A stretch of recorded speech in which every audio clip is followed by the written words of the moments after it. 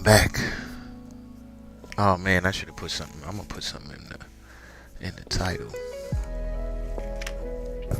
We trying to hit 15 hours, 15 plus hours stream this weekend. Let me put that in there real quick in my little description or whatever. Hey, what's good, Quan? Thank you for joining us. Well, joining me. You know what I'm saying? I'm about to hop back in this on this 2K. Like I said, I'm gonna try to do at least 15 hours on 2K this weekend. Cause right now I'm at 5 hours and 55 minutes. So yeah. Cause last night I did 5 hours. So I'm hopping back on. I'm gonna do at least 5 today, probably more, but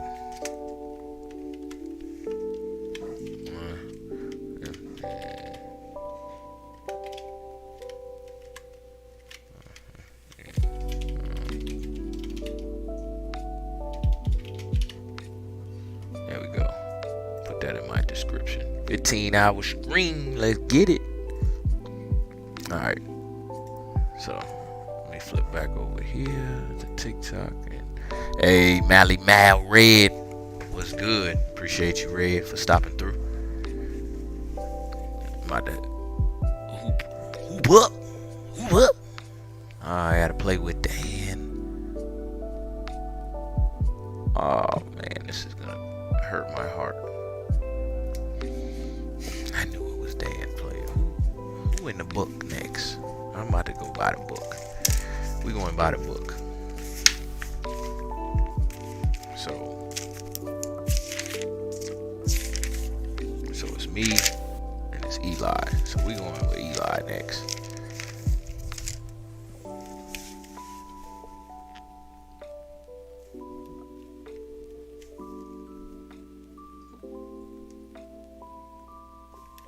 Yeah, because once we get us two out the way,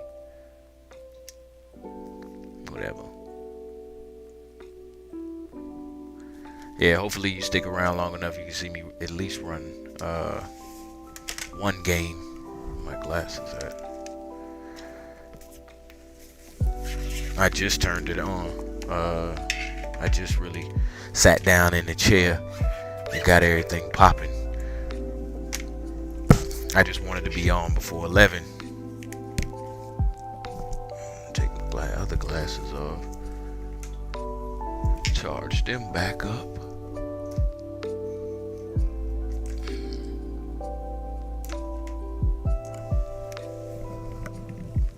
Alright, there we go. That 25. Oh yeah. Let's get it poppin'.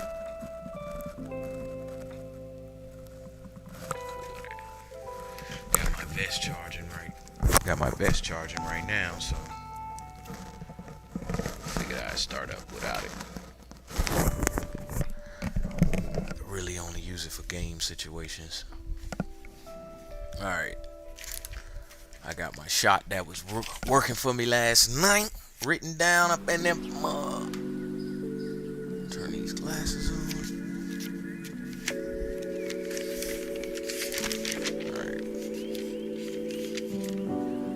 Malcolm Brogdon and something Davis, T. Davis, and Jonathan Mogbo. That's who my shot. That's who I got for my shots. All right, and they got a. Oh no, they don't look like they got no event going.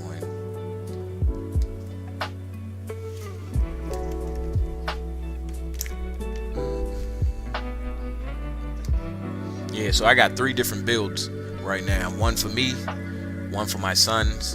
Well, one for me and one for my 2 sons. So I'm just rotating them. 2K 2-a-days. So I play with 2 people every day. And then the third one will be on the next day.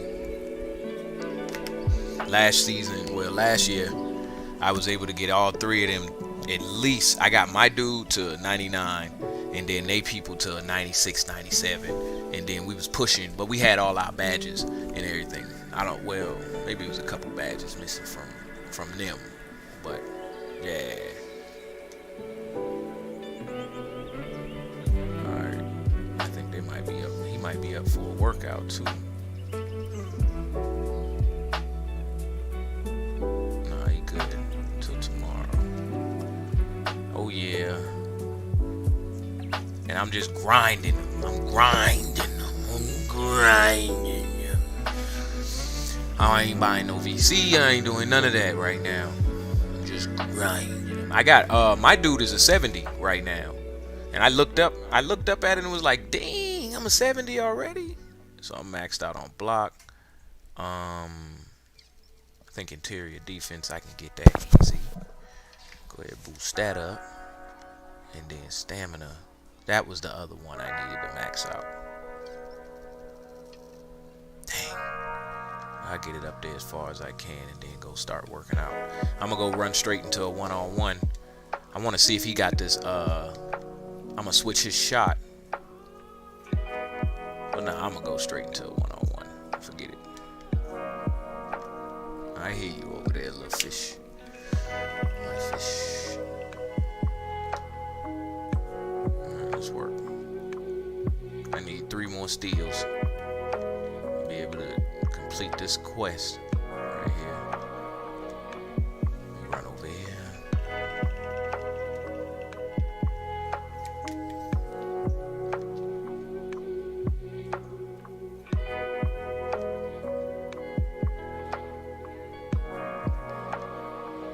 Hope you. Oh, they gave me 1,200 more VC. They know what's up.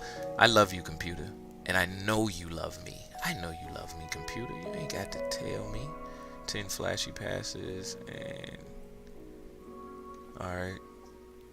Outdoor. Alright. I ain't going over there. I know you love me, computer. You the best. That's crazy, right? It gave me the rest of the VC I needed. My man's now.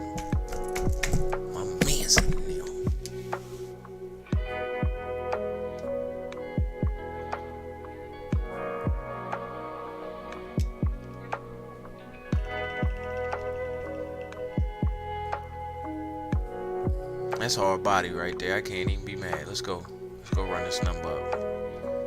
See, I gotta so since I'm playing with 3 different builds, right? Well, they all the same build.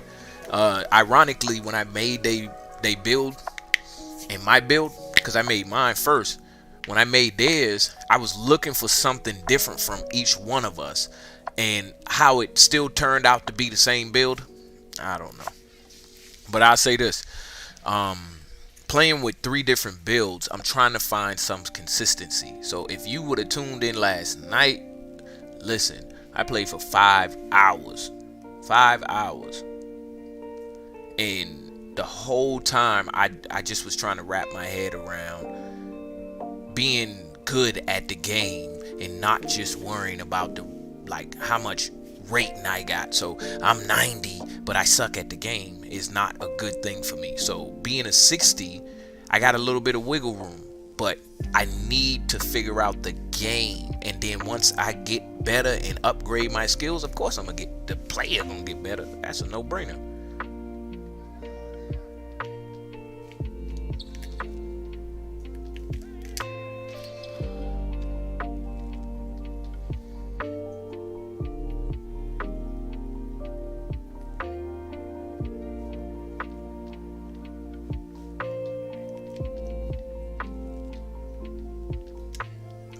Really? Okay.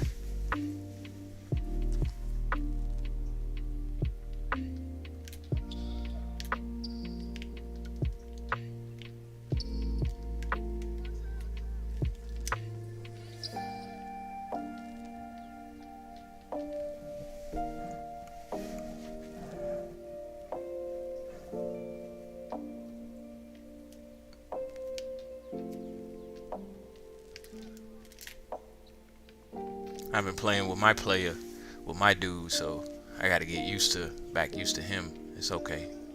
What the heck was that? Okay.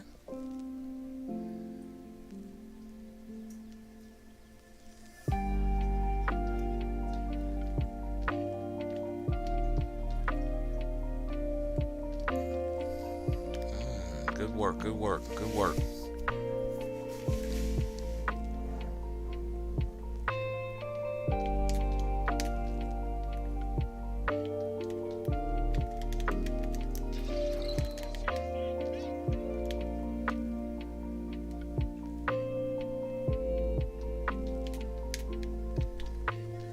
Give me that.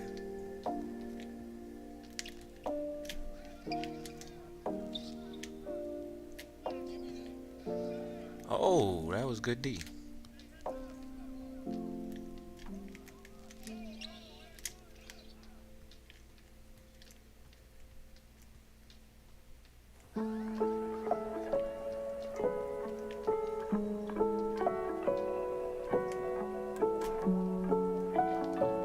See if I can get his shot back.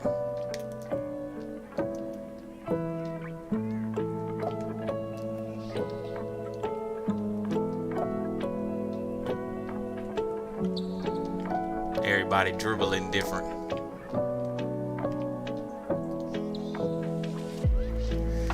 I'm trying to get his dribbles right.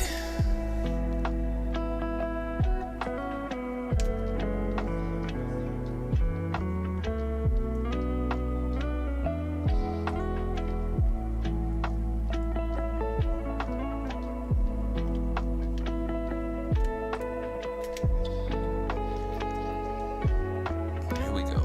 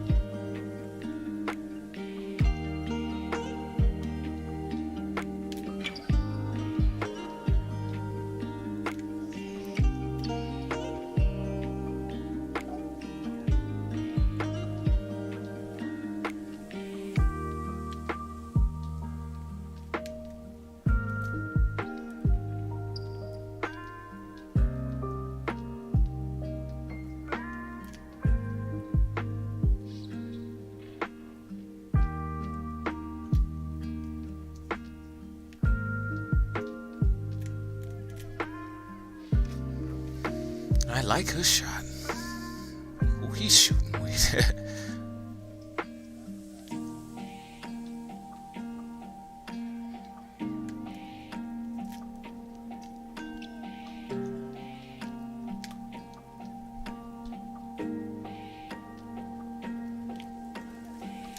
shit out of here.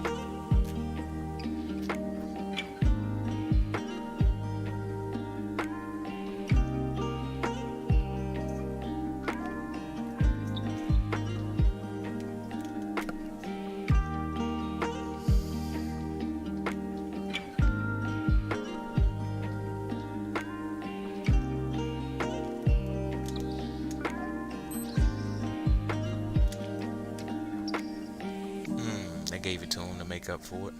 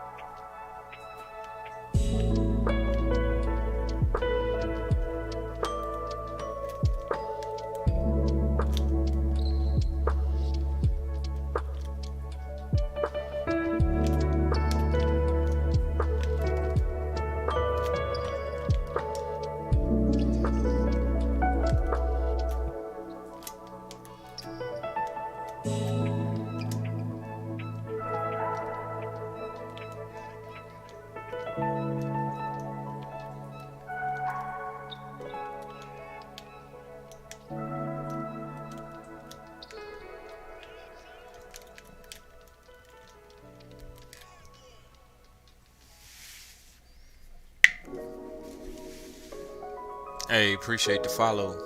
Whoever followed out there on TikTok.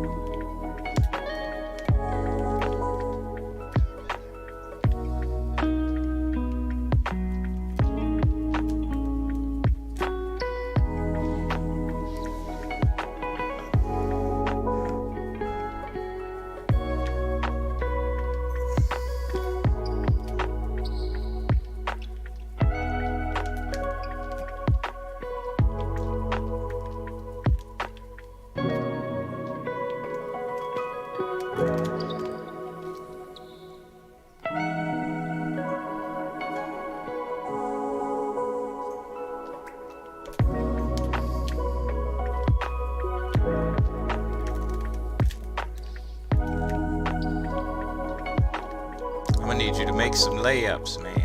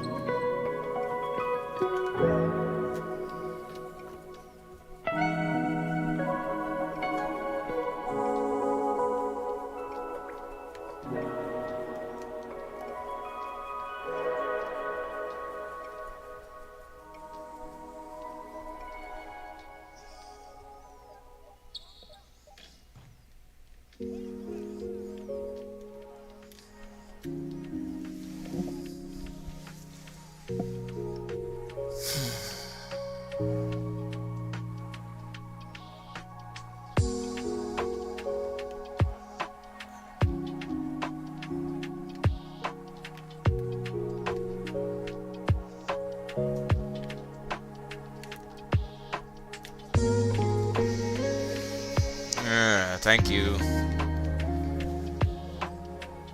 I take that. That was pretty good though. It was a good game.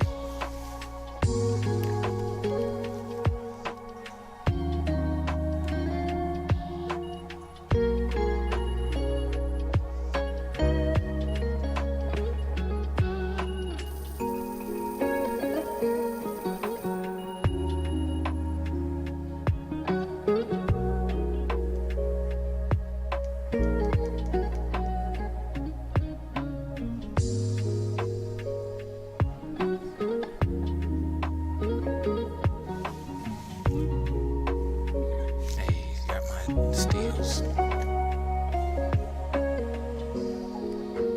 50 steals.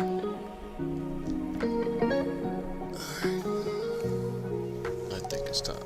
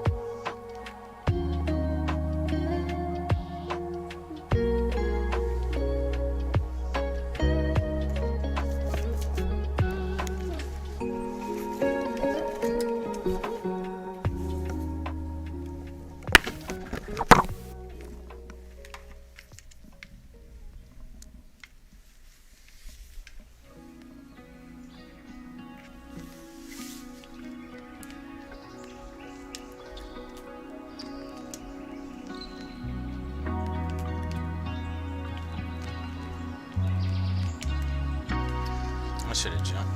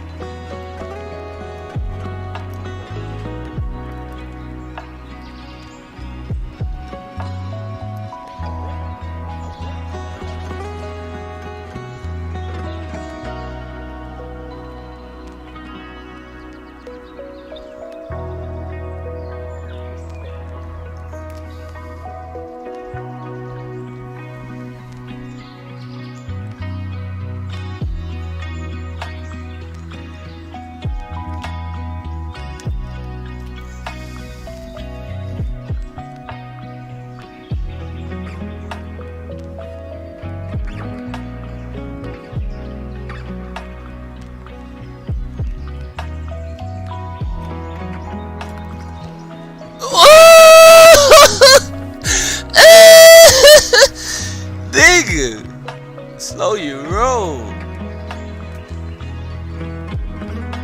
Thanks for letting me hit that.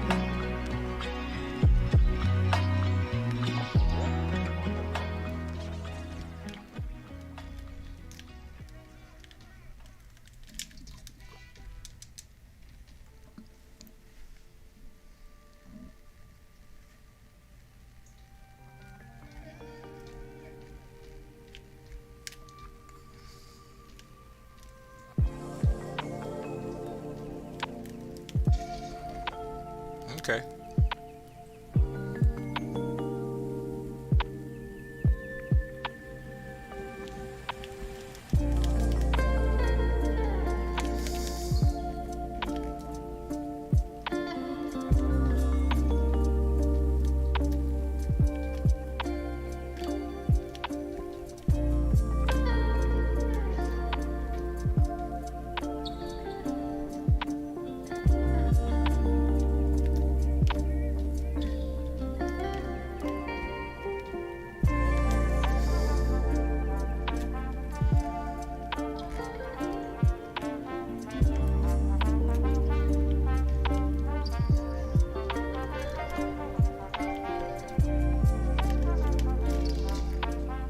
Okay, y'all let him get me back. Now let's turn it up.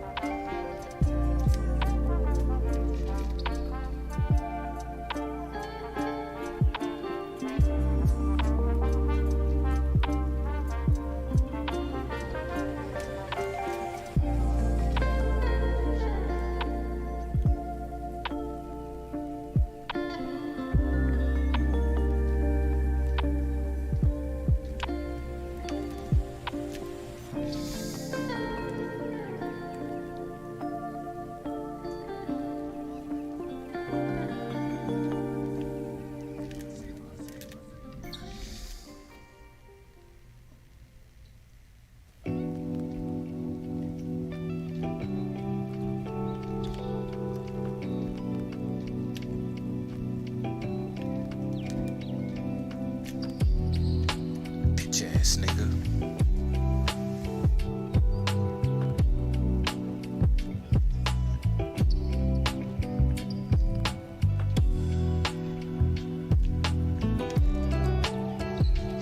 Game time, nigga. Fuck out of here. That's for all you niggas who still stand under the goal. Fuck off the court. Sucker.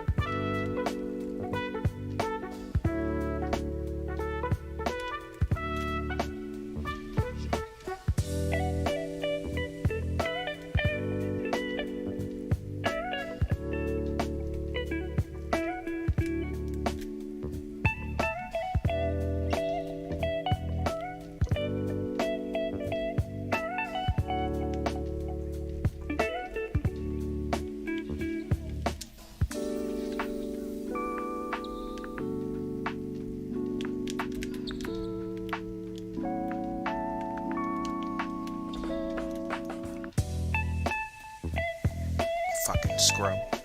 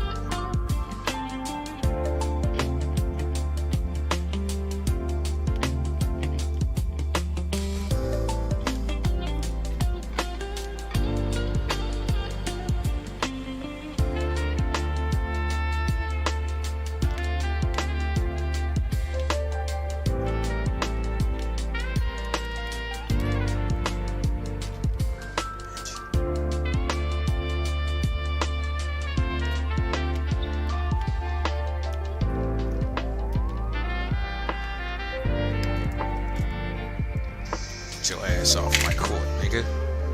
Get out of here. You thinking, I'm gonna win, I'm gonna win, I'm gonna win. No, you're not. Because you don't have what it takes. Without the ones like you working tirelessly to keep things running, everything would suddenly stop. No matter your industry, Grainger's here for you with professional-grade supplies. Call, click Grainger.com, or just stop by. Grainger, for the ones who get it done. Yes, sir.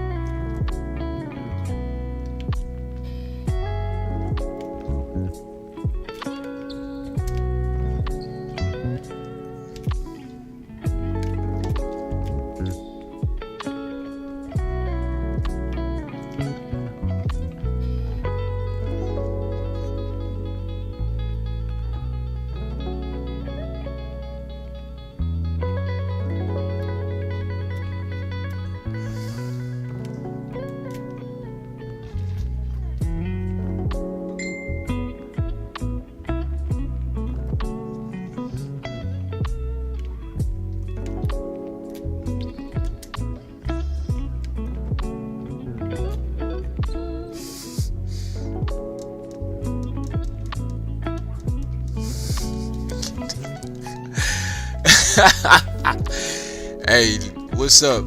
No IGK. Appreciate you for tuning in.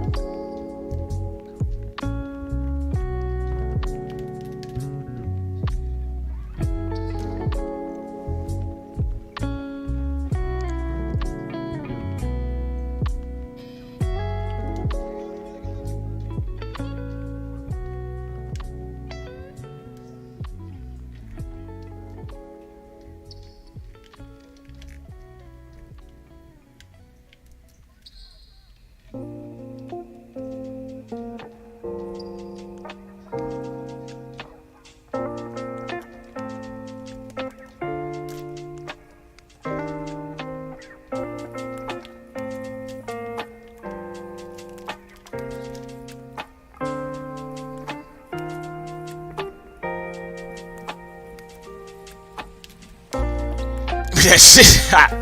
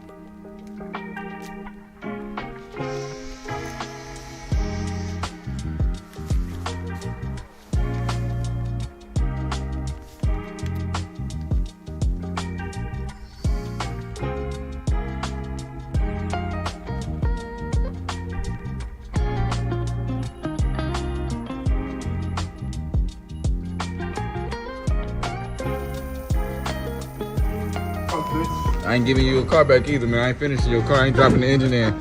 Go ahead, get the walking foot, nigga. Get out of here. I report you. I'm gonna report you right now, you fucking snitch ass bitch. Everybody in Michigan gonna love to hear this. The snitch mobile.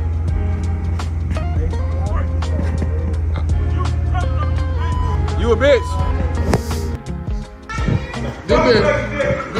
This bitch snitched on me. Got my live got my fucking live revoked for a couple days, man. Oh, bitch ass nigga, man. Ain't no snitch, man. Snitch. Man, get the fuck out of my studio. My studio, bitch.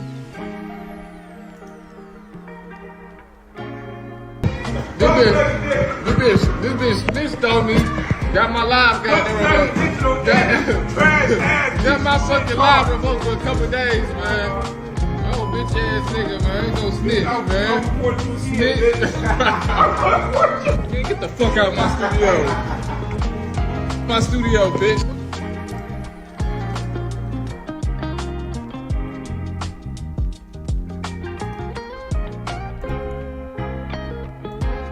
Got my fucking live.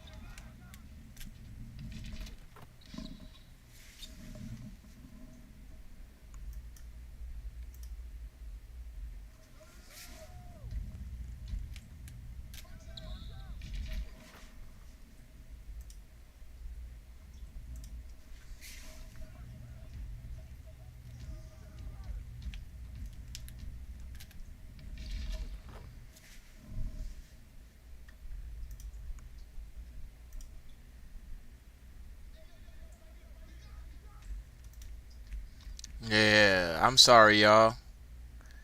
I don't know. It played a video from my computer. That's all. If anything, it got me more people to come in here.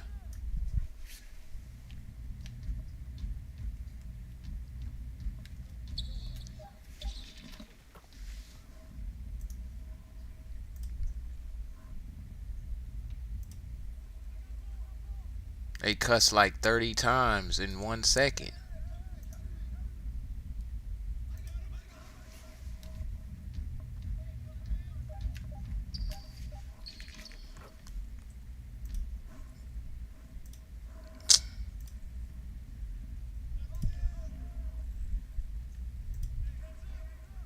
That's stupid.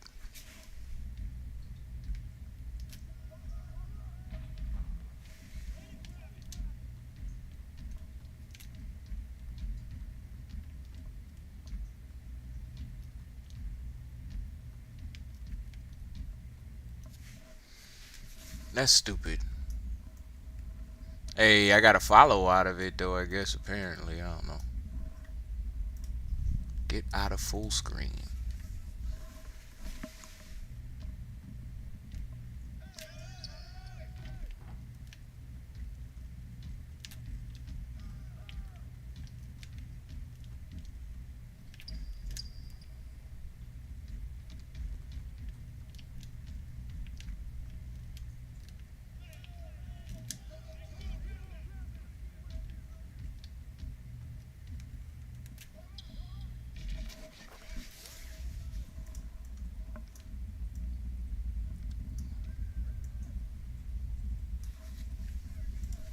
There we go.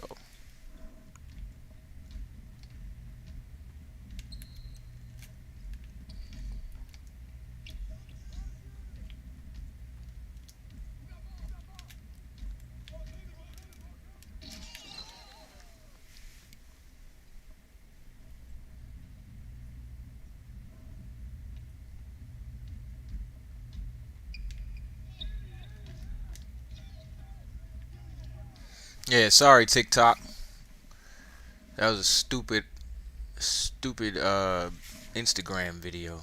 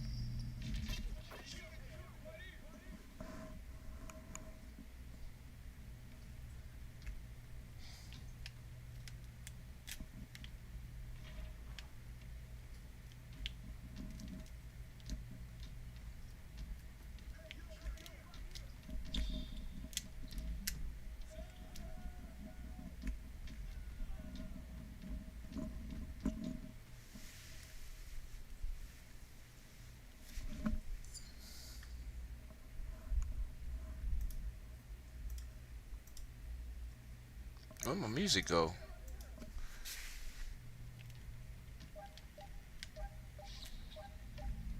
They cut my music off and everything. Golly.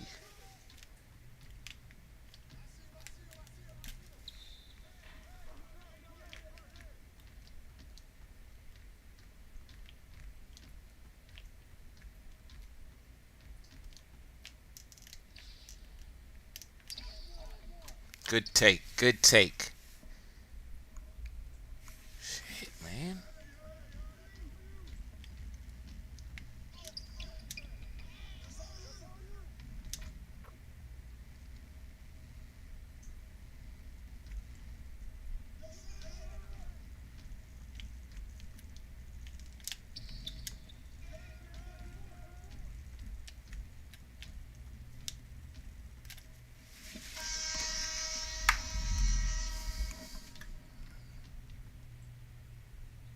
They switched my music up. Because that Instagram stuff wasn't even supposed to play in. It's not even attached to that. Oh, well, okay. Oh, so I muted my music.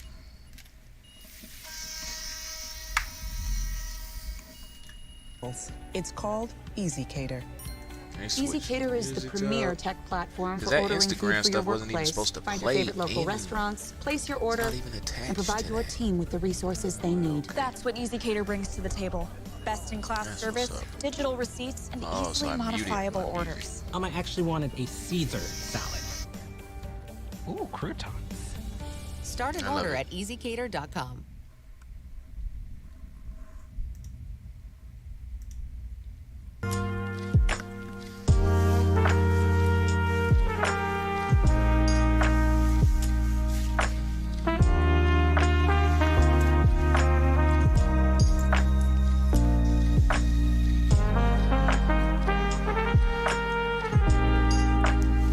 What was that just fell on the floor?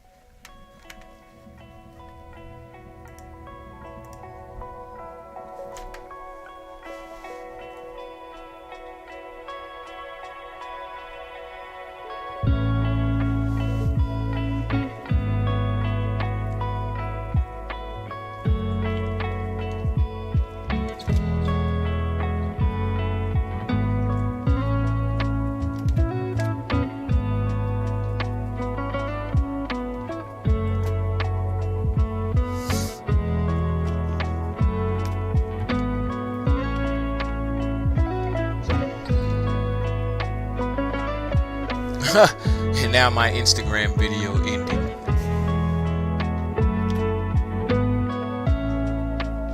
Y'all killing me, man.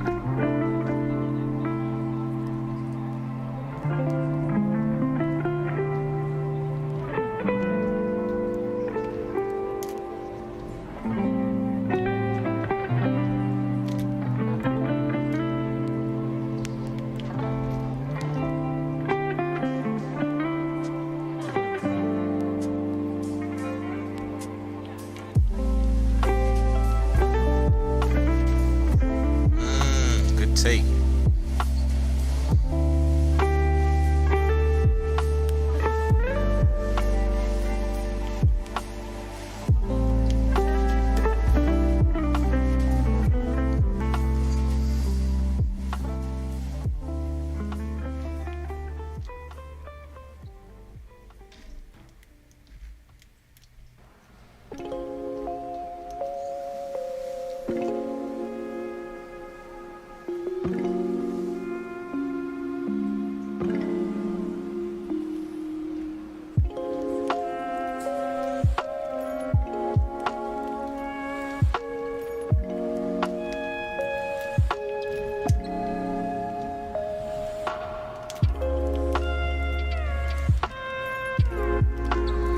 Take computer.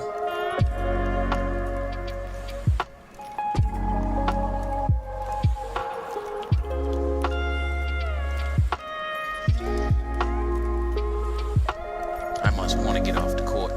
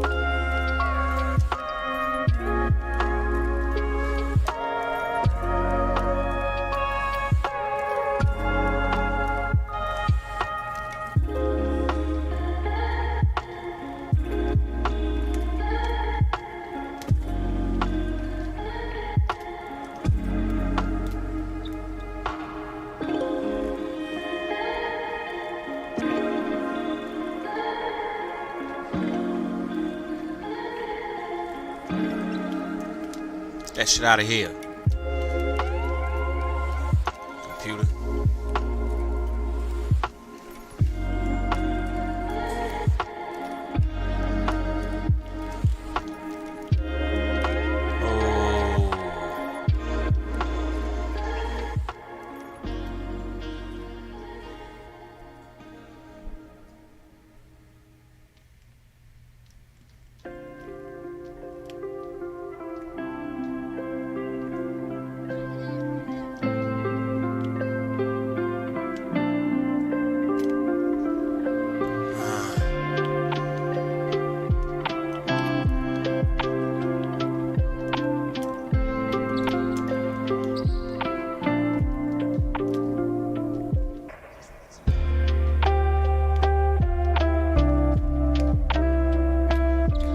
Foul, man. Oh, I was about to say, could have hit that. Play.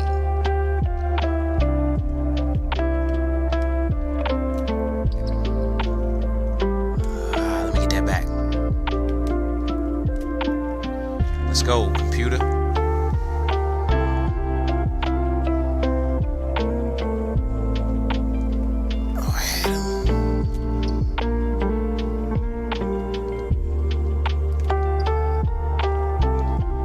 Oh, good shot, computer. Computer.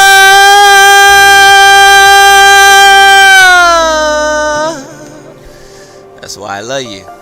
You bust up, bust up, bust up, cap. Computer will bust up. Good shot, computer. Got me up out of here.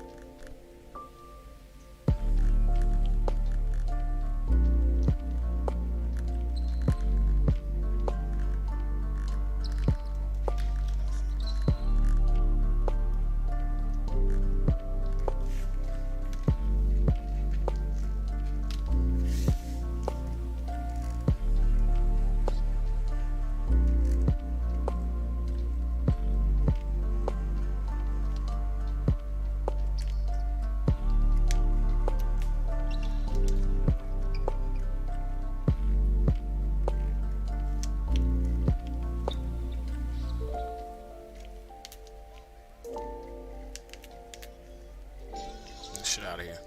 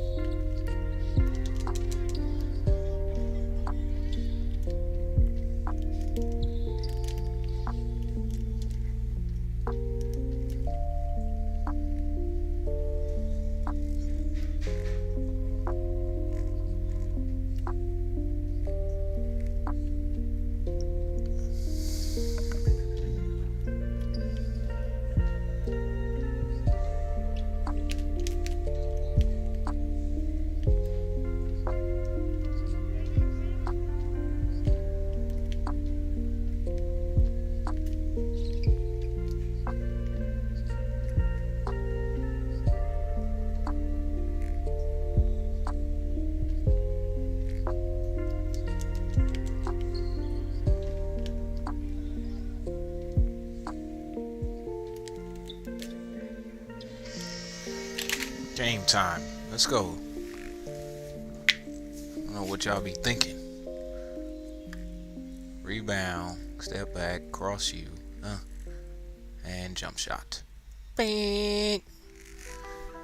Give me that highlight, boy.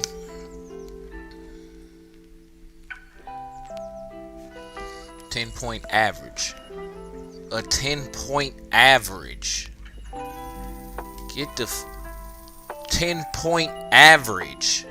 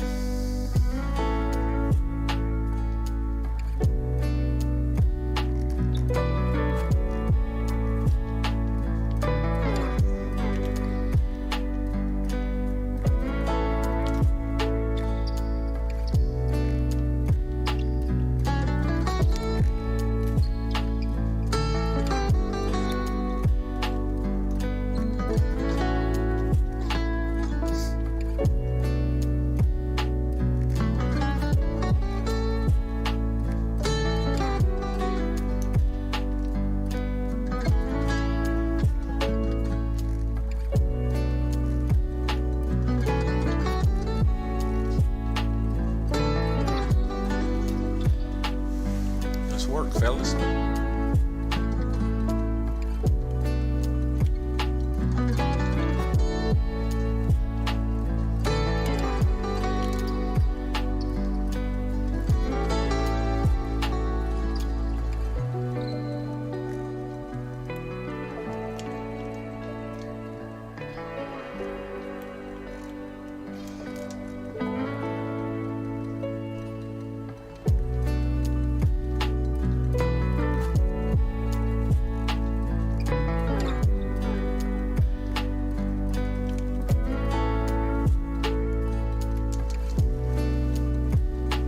Fellas, keep working. I don't think you'll be getting discouraged. Come on, don't get discouraged.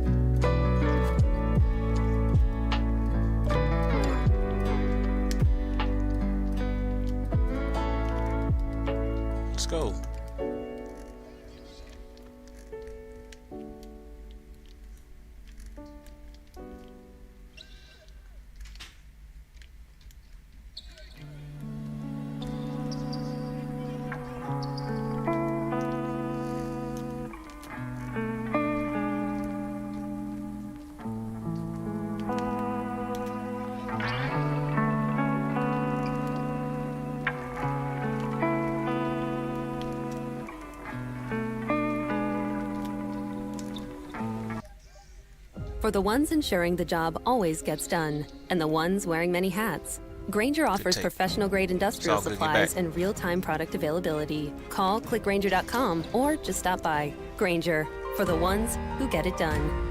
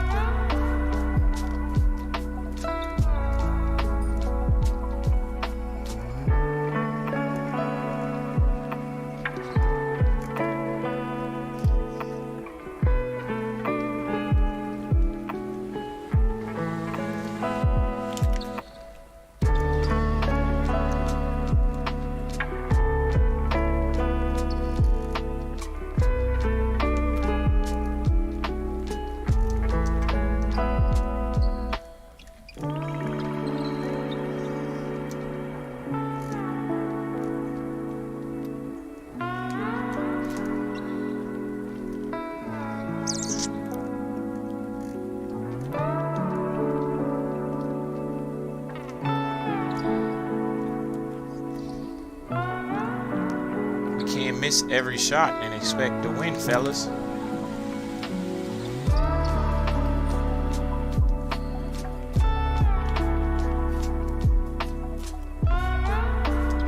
We got a nigga standing in the basket every time.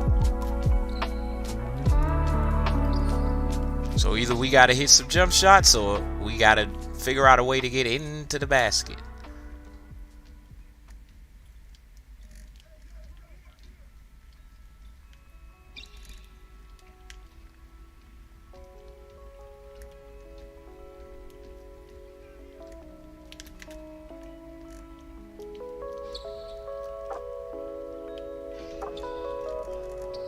Why ain't you down there with your man?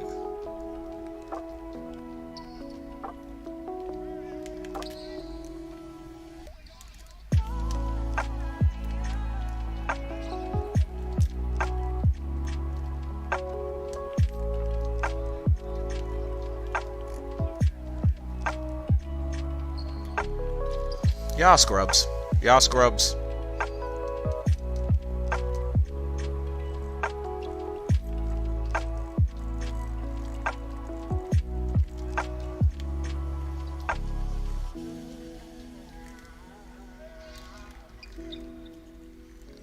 Because I don't know what to do. I don't know what to do on offense. My man's go straight to the basket. Get out the bucket. My man's about to run straight into the basket, and then his man's going to stand there. Watch. Thank you. Thank you. One more. Oh well, it's okay. You did try your best.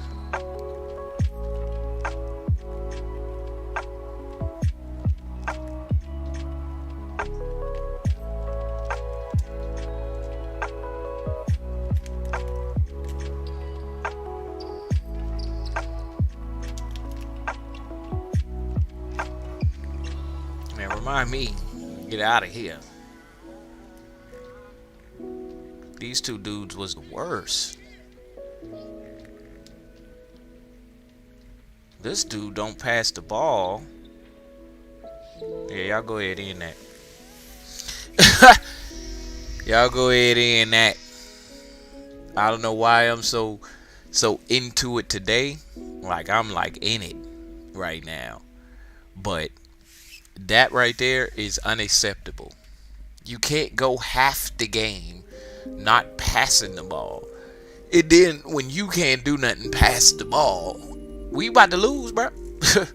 We about to lose this whole game. And it's your fault.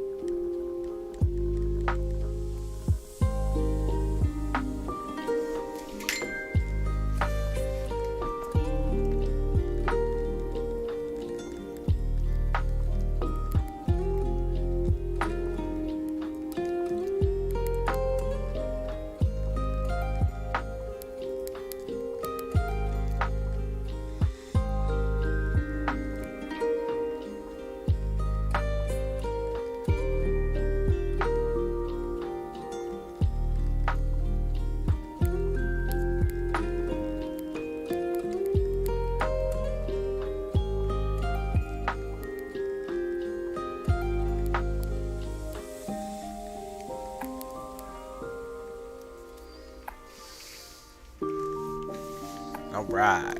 That was great. That's the best hoop session I done had on this game this year.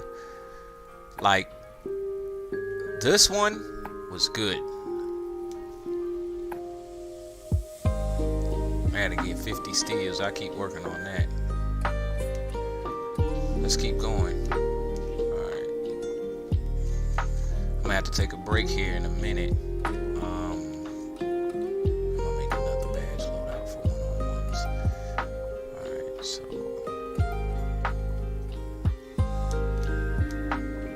minutes.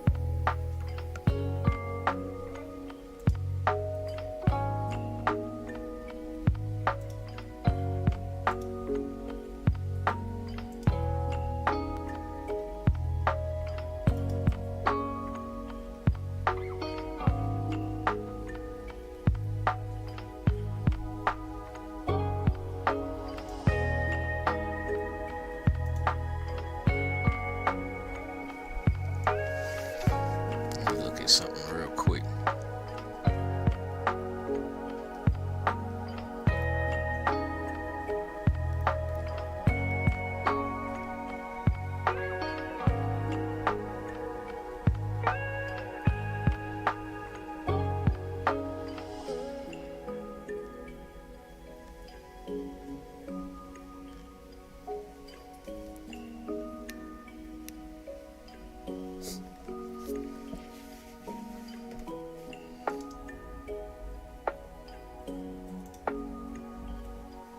Hey, appreciate that. Appreciate the roses, Freddie. 559 Freddie. Appreciate you for stopping back through for a brother. You know what I'm saying? I'm getting these badges right. About to get ready for a slight break or a pause in action. But I'm gonna run one more one series before I do that. I done racked up 4 G's on VC. I gotta go up to 60 on ball handling to be able to get this next badge. Or I could not. It was something else I was supposed to put up. That one offensive rebound.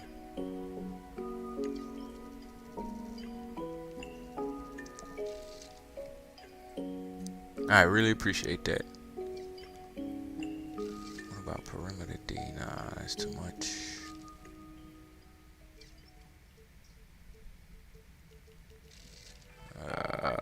I can put something up.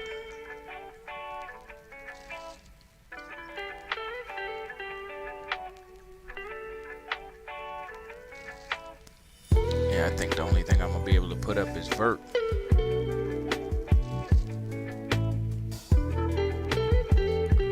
Unless I max out my free throws, yeah, I do that too.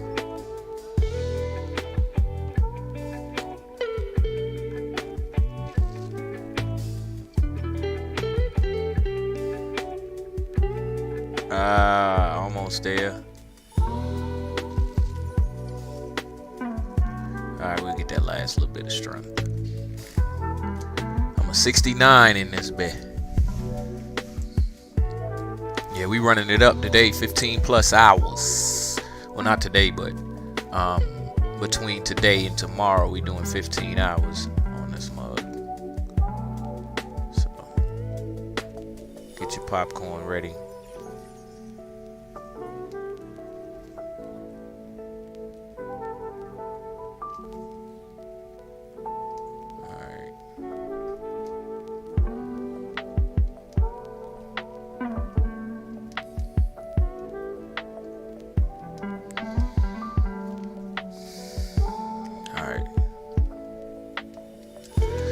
Run this last 1v1 series, and then I'm gonna take me a little break for about 30-45 minutes, and then I'll be right back.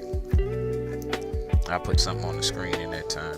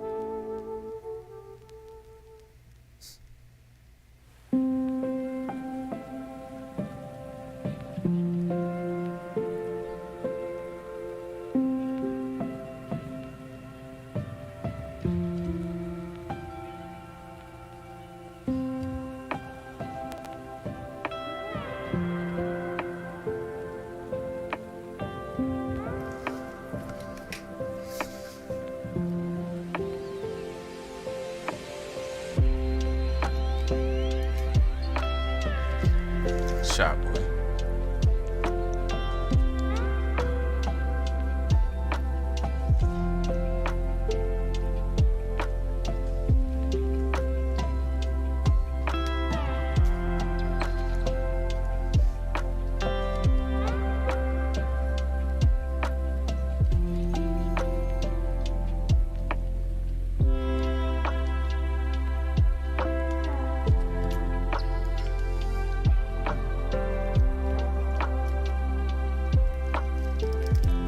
Ah.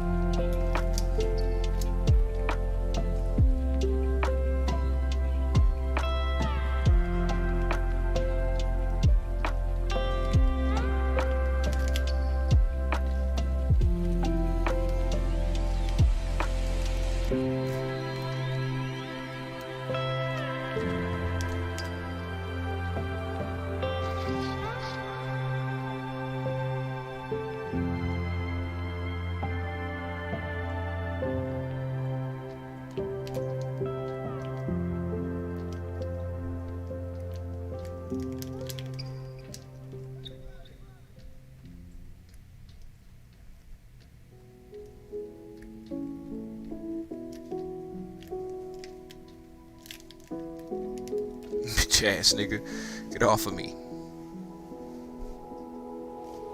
Let me clip that.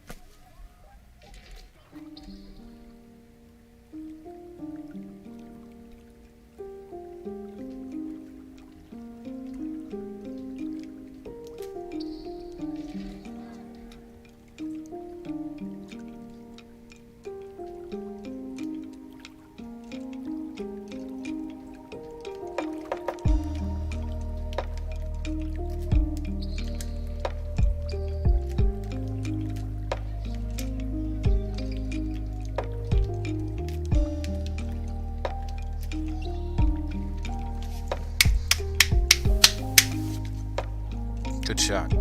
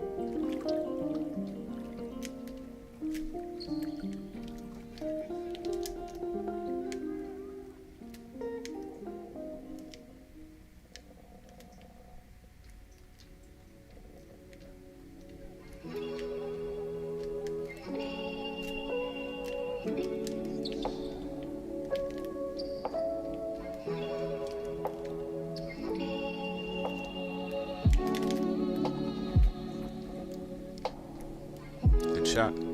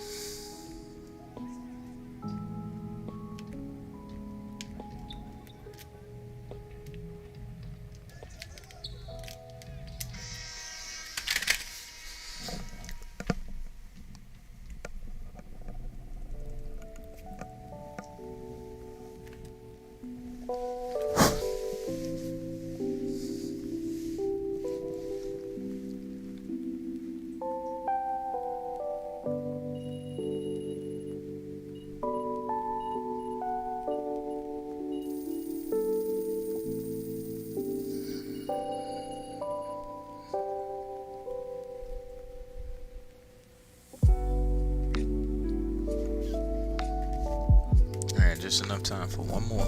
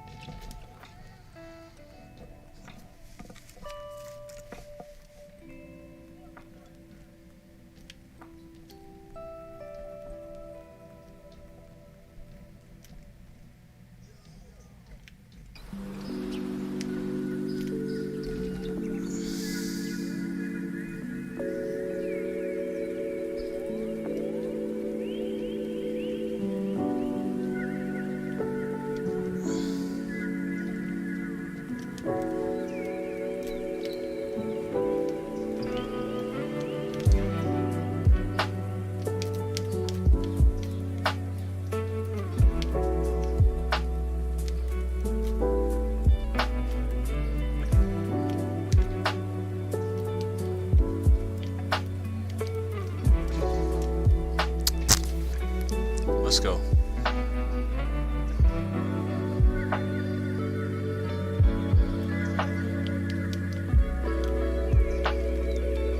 That shit out of here. That shit out of here. Yeah! Let me clip that.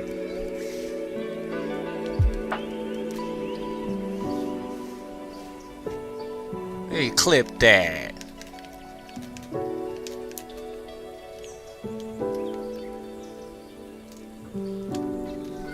Better switch that shit. Yeah. Block that. That shit out of here. Get it out! I'm thinking because you tall, you just gonna run past me. Get your little big ass up. Get your big ass up. Scrub.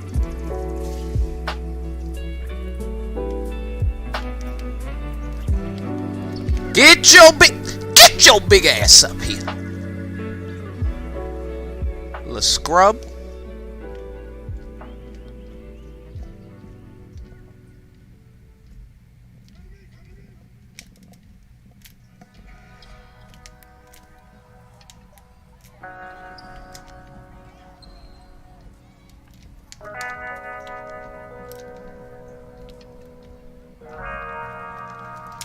That's not gonna work.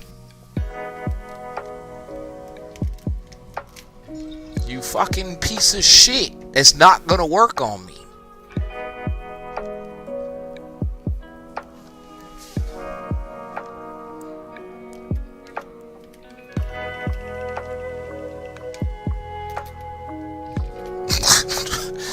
a scrub.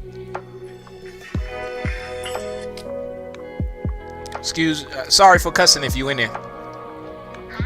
Oh, you're not in there.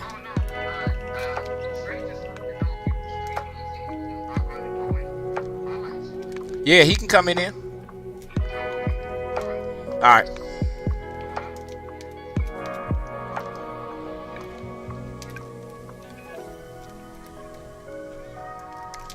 You trash, bruh. You got this big long dude for no reason. You a scrub. A scrub. You can come in. What's good, bruh? I can't see nothing at the moment, so give me 2 seconds. Sitting here playing this dude. Get that out of here! I got like 4 blocks on this. Bruh. I got 4 blocks on this nigga, bruh. He like 7 foot. You see it on the screen? Over there? This Eli player. He a shooting guard. Yeah. You scrub. Oh, good block. You're the block goat, alright. I blocked him. You gotta see it. You just would have had to see the whole game. I don't even care sometimes when I get to this point if I lose, because it's like, bro, I already proved my point on you. Ugh. Yeah, let me go ahead and finish this. Yeah, I'm playing behind these glasses, so. Yeah. Yeah, bro, it's the whole screen in here. That's why I am a gamer, bro. Like, I was doing it before. Give me that shit. I was already doing it beforehand, but when I saw these online, I was like, yo, I'm about to be in the game. Good block. I'm just playing around because I'm talking. But yeah, I'm on TikTok and what? Oh, yeah, I'm about to take a break.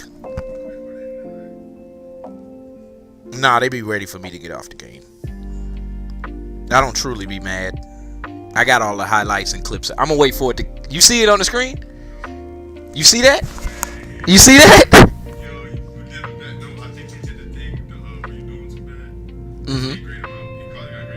Nah, he didn't get graded out. He couldn't have got graded out. Cause watch what they do to me. If he got graded out, he would have turned to AI. Watch. They about to kick me out like back to the neighborhood. They do this. This ain't the first time I done seen this happen, bro. I be like, yeah, I'm about to get off and take a break. And I be playing good. A game like that. And be like, yeah, problem encountered. Bro, I was just busting his ass. Alright, I'm gonna be right back. Anybody who watching, I doubt it that anybody's watching. But still, I'll be right back. Seeing y'all the intermission. Let me see how long I've been on. I already done been on for 2 hours. Yeah, bro, usually, bro, I ain't gonna lie.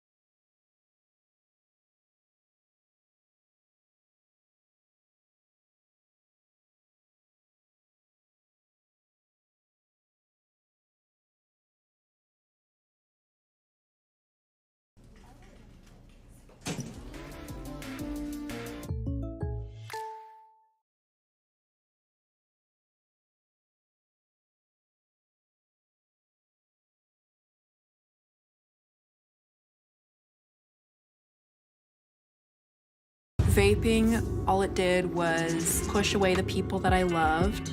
It fed into my own isolation. It made me feel worse about myself, the guilt and the hiding. It was all bad.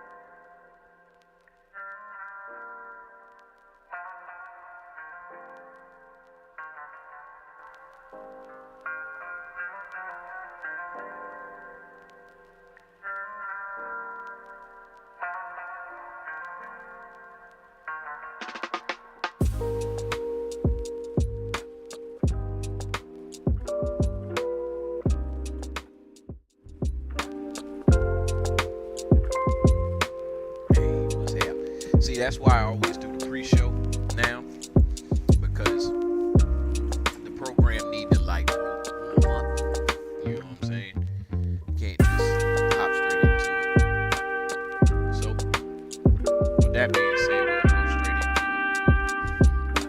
it. Alright, so sorry for the missing time.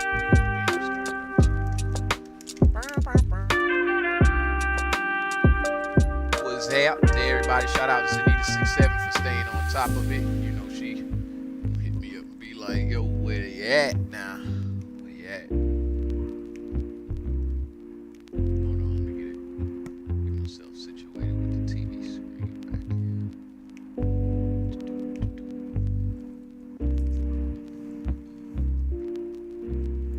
Turn the box on.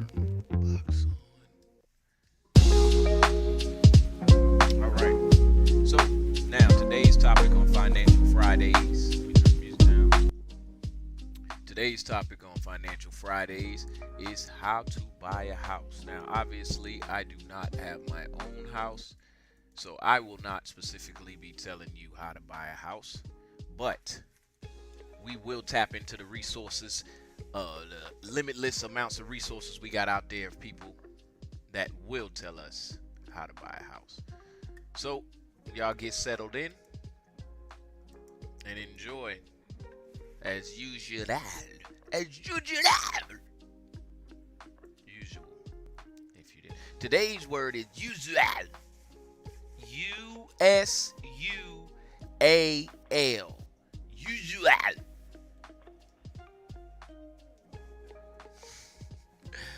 All right.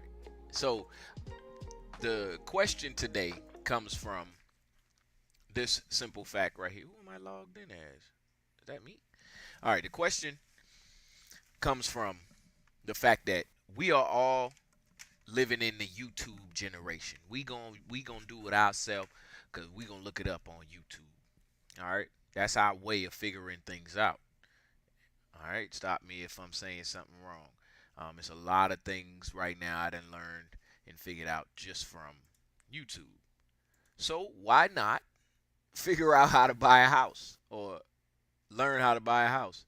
So what I'm about to do right now is literally type in how to buy a house, or let me see, where my glasses at, how to buy a house on YouTube, and we're going to run down the list.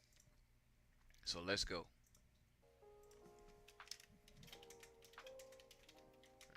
House.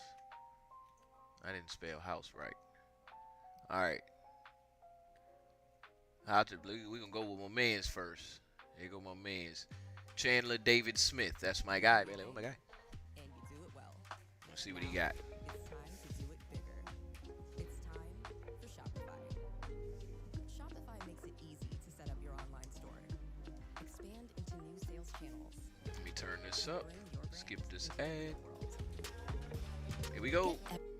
What's going on, guys? This is Chandler Smith, and today we are going to show you all of the steps that you need to know to be able to purchase a home. We're going to talk about how to get approved for a home loan, how to find a realtor, and how to find the perfect house. Hey, what's and up, most importantly, how to do all of that without getting screwed or taken advantage of. So with all of that being said, let's jump into it.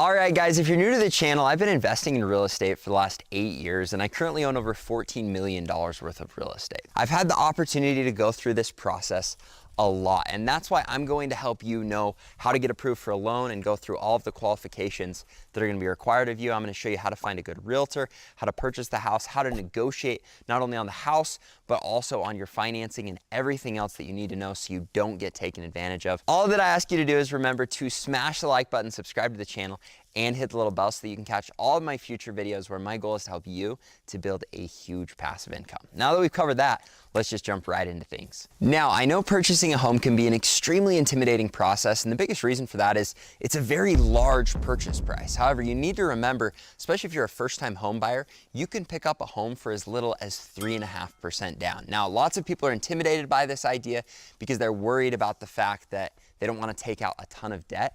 However, if you do it properly, I promise it isn't something you should be scared of. Once you understand how to get financing, how to go through the process, a lot of you are probably renting right now when you could be owning a home that's consistently going up in value and doing it for less per month. So just understand, it's really not that intimidating of a process. Just hang with me, watch this entire video, and you're gonna know everything you need to know to be able to purchase a home. So the first thing you need to get right is your credit score, and I wanna show you kind of the minimum. On your credit score, you need to have at least a 580 to get an FHA loan, or a 620 to get a conventional loan or a VA loan. Now, if you're a first-time home buyer, you're probably gonna wanna do an FHA loan. This gives you the ability to pick it up for a substantially lower down. Now, you do have extra fees with that when it comes to insurance and other things that come with an FHA loan that scare people away. However, as long as the numbers work and you've got a mortgage that you can afford, this can give you the ability to get into a home a lot sooner. And in my opinion, it's worth paying those extra monthly fees so that you can get into a home sooner and put yourself in a place where maybe you're paying less than you were renting, but you have a home that's going up in value. Now, a conventional loan is a loan where you're not going to have to pay those, especially if you're 10% or more on your down payment. And it kind of trickles up, and you can talk to your loan officer about this, but at 3.5%, 5%, and 10%, those fees are getting smaller and smaller. And so you've just got to figure out for you. But I would tell you, as long as you've got good reserves, and I'm going to talk about that in a minute, but if you can get into a home and your mortgage is going to be less every month than you would be paying renting, and you can get into a home, I think that makes a ton of sense. Now, you don't want to stretch where you put yourself in a bad place, but for a lot of people, it makes sense to pay those extra fees so they can get into a home. All right, tell me how much y'all just seen or didn't see so that I can get y'all right. We can get on the right path, because the phone call, I was distracted. And I didn't see if I had that whatever bit of clothes they were supposed to give me. Yeah, y'all let me know what it is that y'all saw and didn't see. Where's Under Armour? What I'm going to do is I'm going to run it back just a couple seconds anyway, so we can hear what he said, if just in case. All right, cool. A home. So the first thing you need to get right is your credit score, and I want to show you kind of the minimum. On your credit score, you need to have at least a 580 to get an FHA loan, or a 620 to get a conventional loan or a VA loan. Now, if you're a first-time home buyer, you're probably going to want to do an FHA loan. This gives you the ability to pick it up for a substantially lower down. Now, you do have extra fees with that when it comes to insurance and other things that come with an FHA loan that scare people away. However, as long as the numbers work and you've got a mortgage that you can afford, this can give you the ability to get into a home a lot sooner. And in my opinion, it's worth paying those extra monthly fees so that you can get into a home sooner and put yourself in a place where maybe you're paying less than you were renting, but you have a home that's going up in value. Now, a conventional loan is a loan where you're not going to have to pay those, especially if you're 10% or more on your down payment. And it kind of trickles up, and you can talk to your loan officer about this, but at 3.5%, 5%, and 10%, those fees are getting smaller and smaller. And so you've just got to figure out what works best for you. But I would tell you, as long as you've got good reserves, and I'm going to talk about that in a minute, but if you can get into a home and your mortgage is going to be less every month than you would be paying renting, and you can get into a home, I think that makes a ton of sense. Now, you don't want to stretch where you put yourself in a bad place, but for a lot of people, it makes sense to pay those extra fees so they can get into a home a lot sooner. Now we're going to jump into your income, your taxes, and your work history, and I'm just going to kind of crank through these. First off, if you're a 1099, you need 2 years of income. Got it. And I'm gonna come back to this. If you're a W-2, you kind of also need 2 years of income. However, if you have a history of being in the same industry, right. a lot of times you can fluff on that, and a lot of times they'll even count your schooling as being part of those 2 years. And so this one's a lot easier. If you have a W-2 and you're working a job, most likely the second you get that W-2, you're gonna be able to get approved. If you're a 1099, there are kind of some things you've got to jump through, and that's why we're going to jump down to the next section, which is taxes. Now, with taxes, there's a principle I like to call pay to play. And essentially what it means is you've got to be paying taxes to show income. If you've got your taxes and it shows you had 0 income because you wrote everything off because you're a 1099, it's going to be borderline impossible for you to get approved for a loan. Congratulations on not paying the government any money. However, if you did that, odds are you totally fluffed your expenses, for one, which is kind of dishonest, and 2, on your taxes, you're not going to show any income, so it's going to be borderline impossible for you to get approved for a loan. Now, this carries over perfectly into the next one, which is your debt to income ratio. Now, when it comes to your debt to income ratio, they're gonna look at your taxes and what you claimed, what your income is, and then they're gonna compare that to your debt. Now, a lot of people wonder, how do they look at that? They're just looking at your consistent monthly payments. So if you've got a car payment, if you've got student loans, if you've got other things that are coming out every single month, they're gonna look at that and compare it to your monthly income. So if you've got a ton of car loans, it's gonna make it a lot harder for you to get approved for a loan. However, if you don't have any car loans, you're in a place where it should be substantially easier because your debt to income ratio is almost nothing. Now, the way that it works is you've got no more than 43%, and this is stretching. This is what I found online. I think if you have a 43% debt to income ratio, you still might have an issue getting approved for that loan, especially if your credit is iffy and some other things are iffy. However, you could still send it or try and fix that. They prefer you to be under 36%, and usually they don't want you to be more than 28% towards your mortgage. Now, if you don't know how to calculate this or it stresses you out, again, you can talk to your loan officer and he'll walk you through it. He also might have some different things that they require of you, but this is pretty standard. They want to make sure you've got enough money in the bank to not only cover your down payment, your closing costs, and all that other stuff, but they want to see that you've got extra money in the bank so that you can float it for a while if you're running into any issues. Now, again, this is when you're going to talk to your loan officer about and say, hey, how much do I need in the bank? What do I need to show for my income, my debt to income ratio, all of that stuff, or just bring your stuff in and they're going to be able to walk you through it. However, before you do that, we need to help you pick the right loan officer. So I'm going to show you a couple tips and tricks to make sure you get the right loan officer before you go to work with them. All right, guys, I know you're ready to jump in, but before you do, we need to make sure that we help you pick the right loan officer. Now, in order to do this, you're gonna wanna go and shop out 3 or 4 different loan officers. You're gonna wanna get them your credit score, your income, all of that stuff, but you're gonna wanna do it before they pull your credit. Once they know everything about you, then you're going to have them compete against all of the other loan officers and see who's going to give you the best interest rate, again, before they pull your credit. Once you know who's best and who you like working with the best, then you can jump in, you can have them pull your credit, and you can be in a place where you can get pre-approved for a loan. And when I say jump in, I mean jump in. All right, let's go to the next step.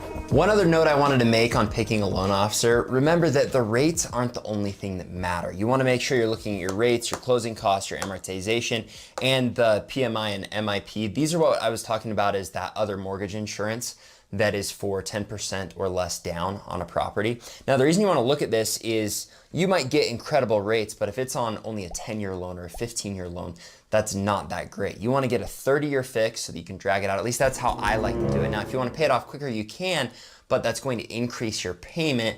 So you've got to decide what you want to do. Just understand that your amortization, your closing costs, both of these, they can make them more, and that gives them the ability to make your rates less. So just because the rates are good doesn't necessarily mean it's the best loan for you. So the best advice I can give you is understand all of these things so that when you're talking to loan officers, you know the right questions and you know what you're looking for in a loan. And once you find the right loan officer, then you can have them pull your credit, then you can get pre-approved, and you can figure out what amount you're pre-approved for so you can start shopping. This next part of the process is where people can seriously screw themselves over or be screwed over by someone else. So make sure you listen closely and follow my advice when I say, first off, don't get emotional. Once you figure out what you can afford, and it might be less than what you get pre-approved for, you need to stick to those numbers. The next thing is you need to do your research. A lot of times you'll get into a home and you don't recognize that there's an extra HOA fee. You don't understand all of the fees with electric, water, all of these other things. There are furniture expenses. There's all kinds of other stuff you can get hit with. So most importantly, do your research and don't get emotional. Now, if I was you and it was my first time ever purchasing a home, I would want to find a bomb realtor. Now, you can buy a for sale by owner without a realtor. However, you really open yourself up to be in a place where maybe you don't do the paperwork right or something else happens where you kind of get taken advantage of. You also can be more emotional without a realtor there saying, hey, just keep these things in mind. Now, alternatively, a realtor that's just trying to turn a buck can get you emotional to purchase a property, so that can be just as dangerous. So it's so important to pick a realtor that you believe understands the market, knows how to help you find a good home, but also can help you to not get emotional. So go in, lay out your criteria and say, look, I do not want to overspend on this house. This is my budget. You need to help me find a home that I love that's going to be within this budget. And if you push me out of the budget, I'm telling you right now, I'm not going to want to work with you. So is that something that you can work with? At this point, then you can go and sit down with a couple different realtors, figure out who you're the most confident and comfortable with, and then you can have them get to work to try and find you a home. One other friendly note, once you find the right realtor, use and abuse them. The cool thing about your realtor and your loan officer is they're working for you for free until a transaction happens. So you can ask them as many questions as you want. You can walk them through as many properties as you want. You can get whatever you want out of them up until the purchase, and they make their money on the purchase. So don't stress using and abusing both of these people. Now, they might tell you otherwise, but if you find a good one in both these categories, you should become a professional in the loan that you're going to get and in the market because you've connected with the right people. Now, okay, Fred, time to find our perfect apartment on Zillow. Don't worry, change will be good. Nice. Now comes the fun part. Once you've set out your criteria, you've got all the right people in the right places, you can start looking at a bunch of different homes, and you've got to find the right one for you. Now again, I'm gonna say this a bunch through the video, don't get emotional. Please hold to your budget. If you don't have a budget you need to hold to and you can just blow money. This isn't a hostile takeover. This is a merger. You need me. You need me, and I need an answer. Then it's Peanut Butter Group and Chocolatey, 50-50. We'll iron out those details later. We got him. The business world was rocked today by the merger of the Peanut Butter Group and Chocolatey Corp. It's peanut buttery, it's chocolatey, it's going to change everything. We're bullish for Jif PVC. We did it. No, you did it.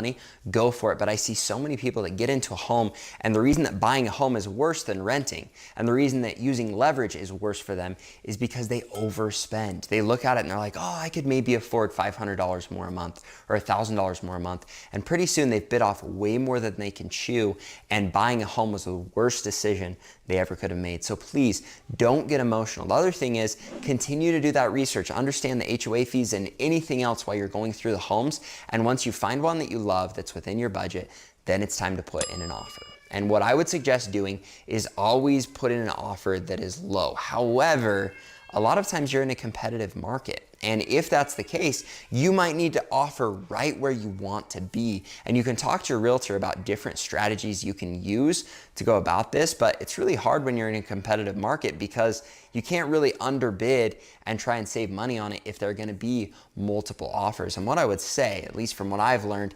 is you can wait around and get a killer deal and under offer, and you might finally find what you love. However, if this is your home, if you have the money, if you can afford it, then it might be worth putting in an offer where you know you're going to get it and you also know it's going to be within your budget, because otherwise you might miss out on being able to lock down that property. Now, there are tons of different negotiation tactics that I would teach you for a rental property, but really what it comes down to on either one of these is knowing what you're willing to spend and making sure you don't spend over that. A lot of times what happens is you'll put in an offer, there are multiple offers, and you get bid up, and that's where you justify spending more than you can afford, and I'm begging you not to do that. When it gets to that point, bail out, hold to your budget, do what you committed to do, and your realtor is going to help you put in offers and hopefully end up where you need to be. Now, one helpful hint I can give you to saving money once you've got it under contract is every home has issues you're going to run into. So once it's under contract, you're going to have 10 days for due diligence. You want to make sure your contract is written up so that you don't lose your earnest money. And what I mean by this is you want to make it dependent on an inspection and dependent on financing. So if for some reason your financing falls through or the inspection is super gnarly, you have the opportunity to bail and you've got 10 days to do it. During that 10-day period, you want to make sure that your loan is completely ready to go. You've obviously been pre-approved, but you want to bring that property to your lender and make sure that you are good to run on that. You also want to make sure that you have a professional inspector come and go through the property. And this is a place you can actually get money back. The way that you're going to get money back is if you find my recommendation. Well, thanks for joining in, Yo G. You know what I'm saying? May I know what this is about? Yes, you may. So today I host a show named Expansion Pack every Monday through Friday where I game. I'm a gamer, so I try to dedicate 2 hours throughout the week to just locking down some sort of information. Our topics range from planning and execution, navigating your life, mental health, and now today, financial Financial Fridays, which today we're talking about how to buy a house. The theme behind it is we look up on YouTube every day things about how to fix stuff and whatnot, but how to buy a home is a very interesting topic that we should be able to learn from YouTube. So here you go. Issues, you're going to put all those issues together and you're going to put a price to them and you're going to say, hey, I want all of these issues fixed, or I want this amount of money for me to purchase the property. Now, a lot of people would say, Chandler, what if they walk away from the deal? Well, that's what's great about the way this is structured, is the way that it's structured is you can write these things up, you can put them in and they'll say, yes, I'll pay for them, or they'll say, no, I won't. Do you still want to go through with the deal? And then obviously if the numbers work, you go through with it. If they don't, you don't. But you've got an opportunity to nickel and dime them and get back as much as you can for any issues or fixes or problems with the home. Now, one of the ways you can really use an inspection to your advantage is by getting money back that you don't have to use right away. For example, on a window, you've got 2 panes. And a lot of times the seal will break and you'll get moisture between those 2 panes. Now, this is a ruined window. When I say ruined window, I mean they need to replace it. Like, that window is broken. However, that window doesn't affect keeping the heat or cold out. As a matter of fact, it works like usual. So if you're okay with kind of a blurry window, then you can get thousands of dollars back on something that is broken, but you don't have to fix that right then. So again, that gives you the opportunity to put less down on the property and put you in an even more comfortable spot going into a home. Now, lots of people advise you to put 25%, 30%, 40% down on a property or pay cash for it. What I would tell you is if you spend all of your cash to get into a property and then your reserves are limited, you're still at risk of paying your mortgage, whatever it is. And that's why if you've got money saved away, I would say put as little down as you can that you're comfortable with, obviously, and making sure that you avoid mortgage insurance if that makes sense. But you want to put as little down as possible and keep as much reserves in the bank as you can, because then, you know, a year's of reserves only knocks off a little bit of your payment, but it gives you a place where if you keep it in reserves, you could last a whole year paying your mortgage. And in my opinion, that puts you in a much safer place. So you want to make sure you've got good reserves and you do whatever you can to keep those. And one of those, again, is an inspection where you find things to nickel and dime them to get money back. And then you don't have to spend that right away if you're a little tighter than you'd like to be. I'm your football-obsessed best man. When all eyes are on you, my eyes are glued to the game. Now you're to the point where you've inspected the property, you're good to go, you're approved on your loan, everything is ready to roll. However, there are a couple last-minute tips I would give you. If I would out there on the market right now, so many places to live.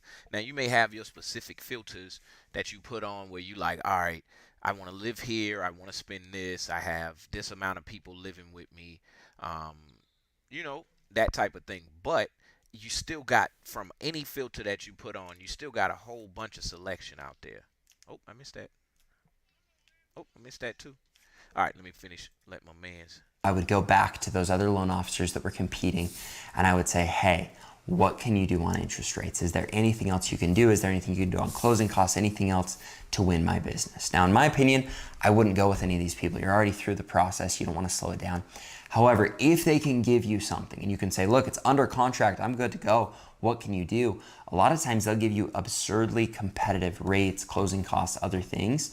And you can take those back to your loan officer that you've been working with and you can say, look, I love doing business with you. You've been awesome. However, these other people have better rates, terms, other things. I'm thinking about switching. What can you guys do to drop them down? Because if you can drop them down, I'm gonna be good to go. And if you time that up right last minute, you can get an even better deal on your closing costs or potentially your interest rates. And then you're in a place where it's a win-win-win for you going to the closing table. Now, when you go to the closing table, super intimidating. However, all you've got to do is make sure the purchase price is right. You're getting back the money that they promised back and that all of the rates, terms, everything else on the loan are done properly. Once you look, it's pretty self-explanatory if you just look at the nitty-gritty stuff and you can see that everything's there. And I have seen multiple title companies make mistakes. So find a title company that you trust, make sure that everything's done properly, double, triple, quadruple check it, and do it before closing day. They should send you that paperwork before so you can look over all of it, you can make sure it's perfect. Then on closing day, you just go and compare, you make sure everything looks good, you sign on the dotted line, and you are good to go. You're a happy new owner of your brand new home. Now, if you enjoyed this video, please remember to smash the like button, subscribe to the channel, and hit the little bell. And if you're someone that loves this process, you buy your new home, and you're wanting to know how to pay for that home with passive income. You want to know exactly how to buy a house just like this one for $1,000? Come on, I'll show you. That's my man's. Now, the first thing you got to do, this is number one, is get your credit. That's what I like.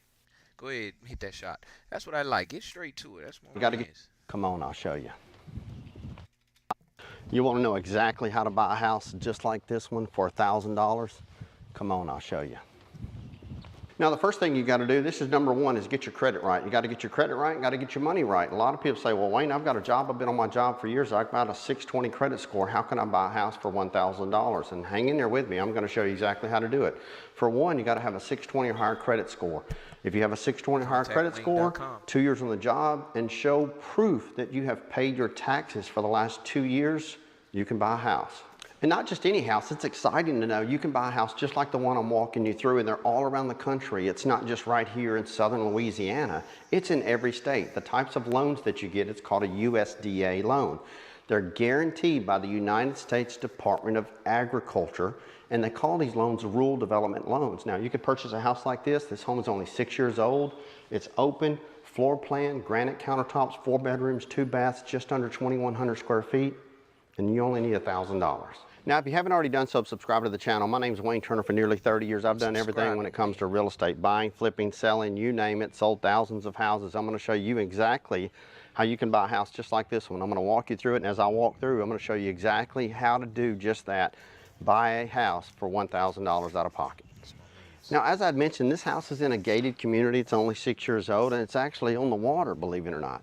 Now, what's really cool about this house is it's on the water, but it's not in a required flood zone. You'll want to definitely, anytime you live on the water, you'll want to make sure you have flood insurance on the property. The flood insurance on a home like this is going to run you about $600 a year.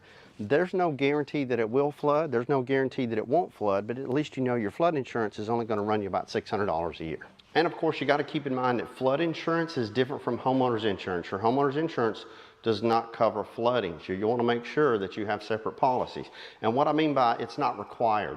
If you're in flood zone A, which is the highest risk of a home flooding, then it's required by the mortgage company that you have flood insurance, and it's substantially more. But if you're in flood zone B or C or X, those are the least likely homes and areas to flood, and the flood insurance premium that you pay is much less. And listen, this is legit. If you've bought a home just like this, I need you to leave a comment below, because you give hope and inspiration to other people that haven't purchased a home like this. It's real. It happens. The USDA, they guarantee the loan. It's a rural development loan.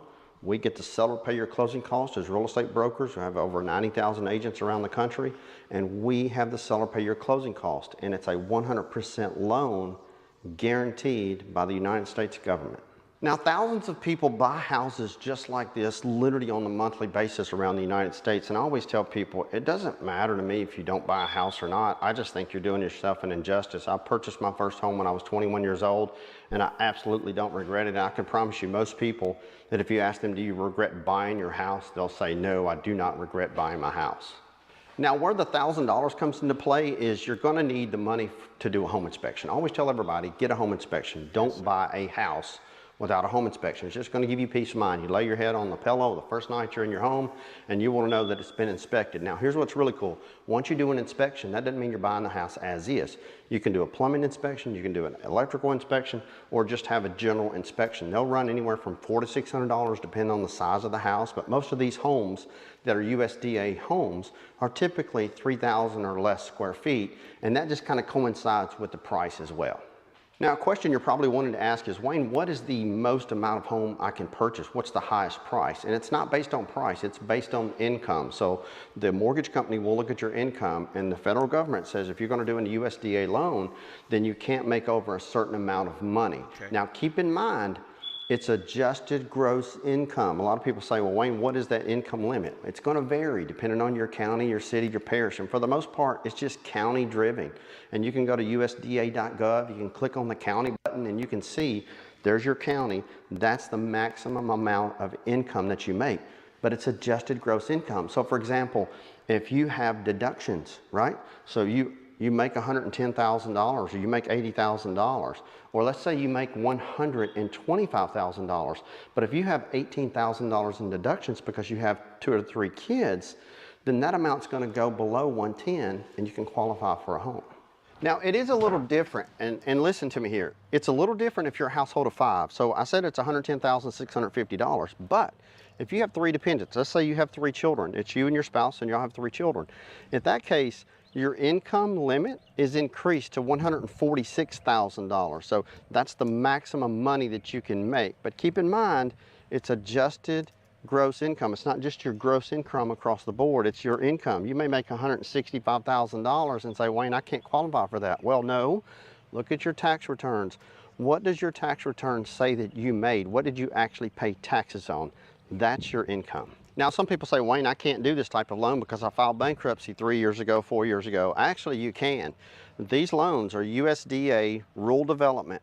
They're underwritten with the same guidelines as FHA. That means that if you're 2 years out of a bankruptcy, 2 years out of your discharge date, so you file for bankruptcy, they give you a discharge date typically within 2 to 6 months after you file for bankruptcy. Within 2 years from your discharge date, as long as you can show 2 years of income, you've paid your taxes, and you have a 620 credit score, you can purchase a house like this. Now, some people may say, well, Wayne, I owe back taxes. I can't buy a house like this. You actually can buy back taxes. Here's what you have to do. You have to contact the IRS, Internal Revenue Service. You have to set yourself up on a payment plan, and you have to show proof that you've been paying them consistently for 3 months. Once you can show proof to a mortgage company, you're set up on a payment plan, and you're paying that amount, and you can negotiate that with the IRS if you're paying that amount. And here's the kicker. If your income can substantiate, in other words, if your income, the money that you make, can cover your mortgage payment plus all of your debts, plus that IRS payment, you can qualify for a house, $1,000. Buys one just like this. Now, some of you may be thinking, Wayne, I can't do that type of loan. I'm self-employed. I get it. I've been self-employed for almost 30 years. You write a lot of stuff off, and sometimes your income doesn't substantiate what's going to be going out for mortgage payment, that sort of thing. But what most lenders can do is some of that stuff can actually be worked back in there. It's on a case-by-case basis, but at least do yourself a favor and go to contactwayne.com. You'll book a 5-minute call with me. I'll show you exactly what to do, who to call, how to get it lined up, so you can take the next step in the process of buying a house. And another thing that's exciting for a lot of people is you can actually purchase a house just like this one, and if you purchase it and close on it at the first of a month, for example, say April 1st, then your first mortgage payment isn't due until June 1st. That's correct. So when you purchase a house, when you close at the beginning of the month, you don't have to start paying your mortgage payment for 60 days. So look, the process is pretty simple. You basically have to have a 620 credit score, 2 years on the job, and proof of income. And they're going to look at your income, they'll look at your debts, they're going to look at everything that you have coming in, what's going out, and they're going to qualify you on the phone. There's no cost and no obligation. You can go to contactwayne.com. You'll book a 5-minute call with me. From there, we can connect you with lenders around the country in your neighborhood. I love how this and get video you in a home just like this one. My name's Wayne Turner. Thank you for watching the video. Yes, sir. Let's go to the next one. I mean, it's crazy to think about it. Like, it used to cost millions to advertise on TV, and now, because of streaming... So you're ready to buy a house. I'm going to tell you the 9 simple steps to buy your first home. It's not complicated, and you should not be overwhelmed. All of these people with homes are not smarter than you. You just need to know exactly what to do and how to do it, and I'm going to tell you. I'm Shahida Hill, getting you over the hill to home ownership and helping you confidently buy your first home. And my list may be a little bit different from other ones you'll find online. I didn't chat GPT this. This is what I've learned after helping thousands of people in America confidently buy their first home. This is the way you should do it. Number 1, determine what you can afford before the lender tells you what they want to lend you. This is very important because when you get pre-approved, which is step number 4, they are going to tell you how much they are willing to lend you. This may not necessarily be what you can afford. It's usually much more than what you can afford. So you want to determine ahead of time what you can comfortably afford in your budget. For example, and I use this often, when I was buying my house that I live in now with my husband, we had 2 children in daycare. When the lender pre-approves you, they don't care about any bills other than what shows up on your credit report for the most part. So they're not going to see the other things that you're responsible for. And daycare was very expensive. So what the lender thought we could afford was different from what we knew we could afford. So make sure you're determining what you can afford first. I have some videos that tell you what range you should be in. Number 2 is probably also a little bit different from what you're seeing online. Mine is to find a real estate agent, not to go ahead and start shopping for a house, but you want to find a real estate agent up front so they can tell you at least one lender they would recommend, because I'm going to recommend that you get pre-approved with at least 3 lenders. You can get a referral from family or friends that have recently bought a home or have bought a home maybe in the last 2 to 3 years, or from social media agents like on YouTube, Instagram, that sort of thing, that work in your area or the area that you're thinking about moving to. One of those 2 places. Finding where my wife wants to eat, it's like finding the right coverage. It's a big guessing game. Someone needs Geico to take the guesswork out of insurance. Oh, we like the Geico jokes. Watch this. I'm the gecko. Gabana. For savings and service, get more with Geico. Next. Introducing our all-star lineup: the Camry, the Tacoma, the RAV4, and the Tundra. Toyota, undefeated on the road.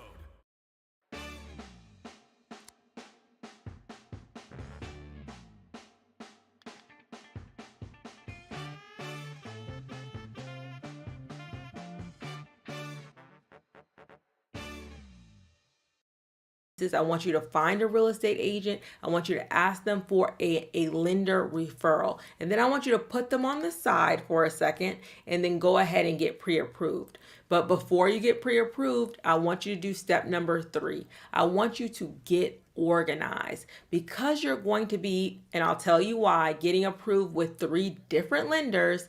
Then you don't want to be unorganized, because you're going to have to be putting this information online in 3 different areas. So before you just go ahead and pull up your mortgage application, you want to get organized and start pulling some of your financial documents together, because to pre-approve you, they're going to need it like 2 major things. One is your income and your income documents. The other one is going to be your credit. And they're going to pull your credit just from your your social security number. But you want to make sure that you have your pay stubs. A lot of people are getting direct deposit, so they don't know where their pay stubs are. You want your pay stubs. I want you to gather your tax returns. Many lenders don't require your tax returns, but just in case you qualify for any type of down payment assistance program, I want you to gather those for the last 2 years, your pay stubs for the last 2 months, and your bank statements for the last 2 months. Pull all of those things together. I have a video here that tells you everything they're probably going to ask for in your mortgage application, but that's what you're going to do to get organized. And then you're ready to get pre-approved. You're going to get pre-approved with 3 lenders, and this is who I recommend. One is the real estate agent's recommendation. The reason why I want you to get a real estate agent's recommendation, if you just randomly pull 3 different lenders, they are not typically, in my experience, going to be very responsive sometimes, not all the time, but sometimes, because most lenders get their business from real estate agents. So when real estate agents refer them a client, then they're much more likely to make sure they follow up with that person. I have a lot of first-time home buyers that say, oh, I did an application online and nobody ever called me back, and that sort of thing. So I don't want that to happen to you. I want at least one of these 3 to come from a real estate agent that lender has a relationship with. They feel more obligated to make sure they follow up, even if you can't get pre-approved, and that's very important as well. So one of them is going to be from somebody your real estate agent recommends. The other one is your current bank or credit union. And then the last one can be a real estate broker or an online bank like Rocket Mortgage or something like that. So those are the 3 that I recommend. Just pull from those resources, those 3.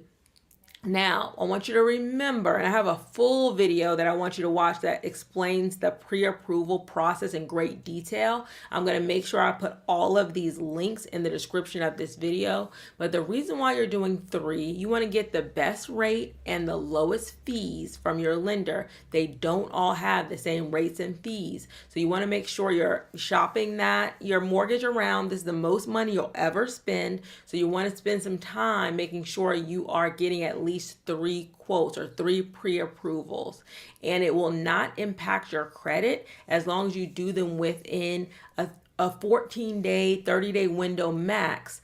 All good information. I cannot express enough. Do your homework to make yourself as knowledgeable as possible. Yes, ma'am. Depends on the credit scoring model, but try to get them all in within 14 days that you're doing these 3 pre-approvals, and it will only impact your credit one time, and it's explained in detail in this video. Let's move on to step number 5. Step number 5 is begin shopping for a home. Now that you've received your pre-approval and you know what you qualify for, make sure your realtor is knowledgeable in the type of loan you are using. Yes. Your budget is, and hopefully you're going off of your budget and not your pre-approval. And this channel, if this is your first time here, is going to be a great resource for you. I go live multiple times. I have videos on every part of the home buying process, organized in playlists, but you're going to begin shopping for your home with your real estate agent. And if you want to make sure, one thing I want you to make sure is that you're in a good neighborhood. So I made a video on what is a good neighborhood and how you can determine the best neighborhood for you, because you want to make sure your home, once you buy it, is going to go up in value over time and not down in value. Number 6. This is when you're going to make an offer on one of the homes that you've been shopping around for. You're going to make the offer. You're probably going to negotiate a little bit with the seller. You're going to come to terms with that seller, and then you're going to enter a binding contract. A binding contract is when both the seller and you, the buyer, sign the contract saying that you agree to the terms. Once you're under contract, we're moving to step 7, the due diligence period and your inspection. Okay. Now, you don't want to just buy a house and not know if the house needs repairs, if something's wrong with the house. So typically in contracts, your agent is going to make sure you have a due diligence period. It's a days or maybe even a week or so that you'll have time to inspect that house. And there are several inspections that you can do on a house. So you are going to have this time to inspect and negotiate repairs if you still want the house. And usually in this due diligence period, you can walk away and terminate and say, I changed my mind about this house. I didn't know about the things that came up in the inspection report. Or you can say, hey, I still want the house, but I need a credit for some things. I need some money off the sales price. I want, a credit for maybe the air conditioning isn't working. I want that repaired, or I want a credit for certain things. So that's some of the negotiation that you can do after you go under contract and do your inspections. Your real estate agent will help you through this process and make sure it goes smoothly for you. But I have a lot of videos about negotiating repairs and working with your home inspector, so you'll understand the process for yourself. Number 8 is underwriting and appraisal. So you've decided to go forward with the house and you've negotiated with the seller any repair issues.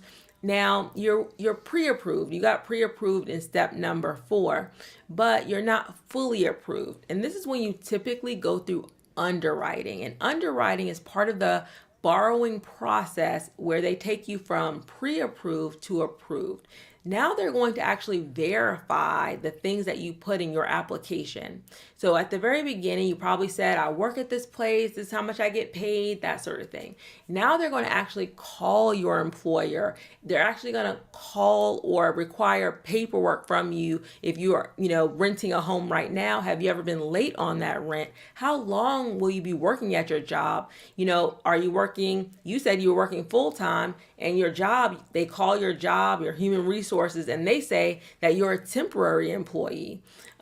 They're going to go in more detail with some of the things that you said on your application. So make sure that you are being very truthful initially on the application, because as long as they verify all of your employment, they're going to verify you still have the money in the bank to buy this property. They're going to just verify everything you said initially in that application.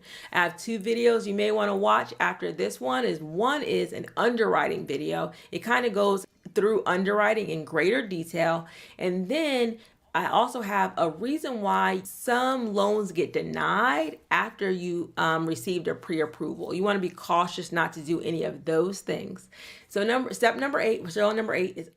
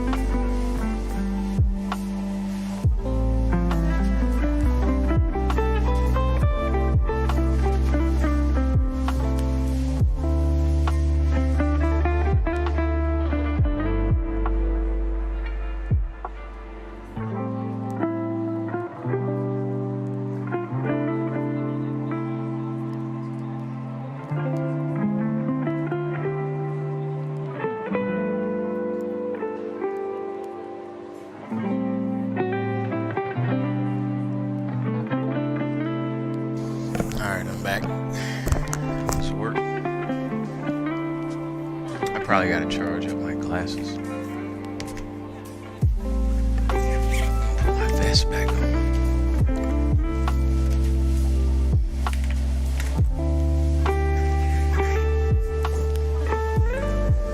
Give you all that I got left, little fish.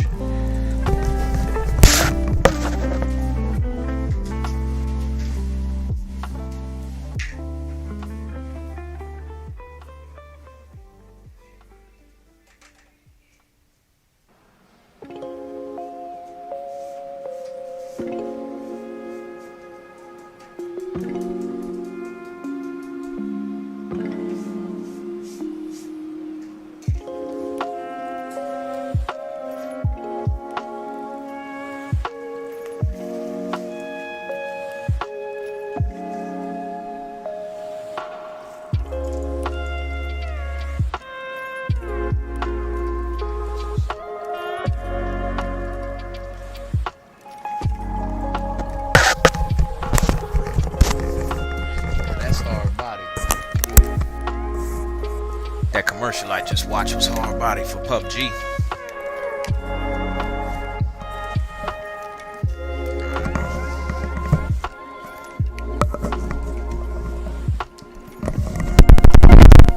Sorry, y'all.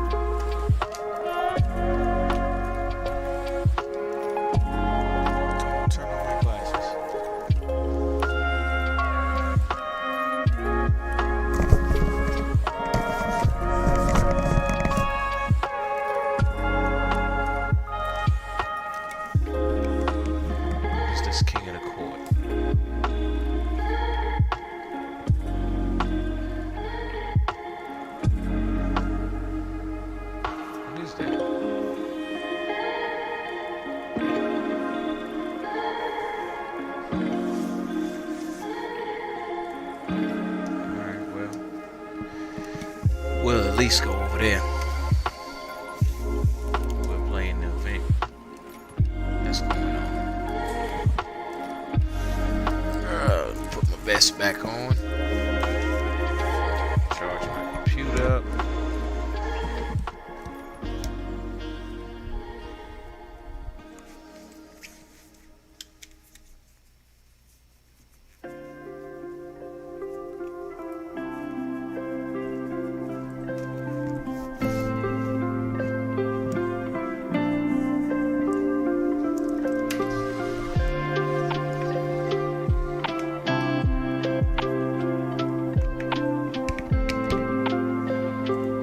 Hey, I'm right on time. Because it's funny, I already been playing all day. So let's run it. How much VC I got left? And they gonna let me be at 99?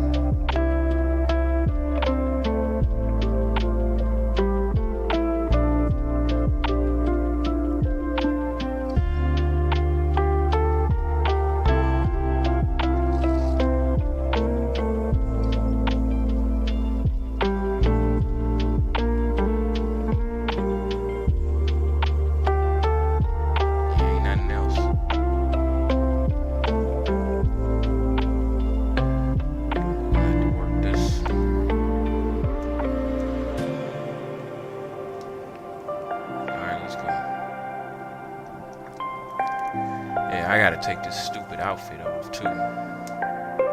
It's not stupid, it got me through, but I don't like it no more.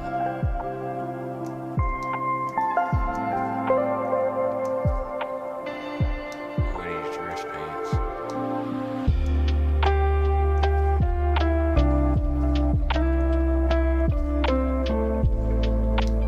I wonder if I leveled up any.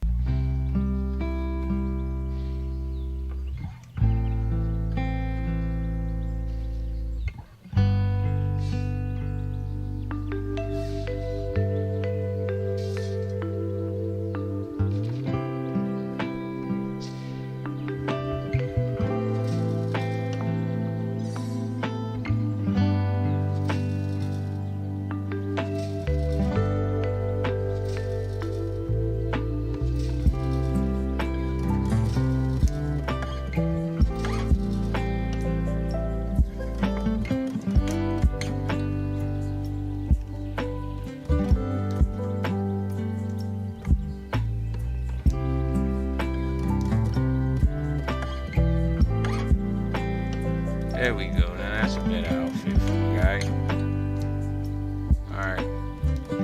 Let's go to this power up. Let's ball out.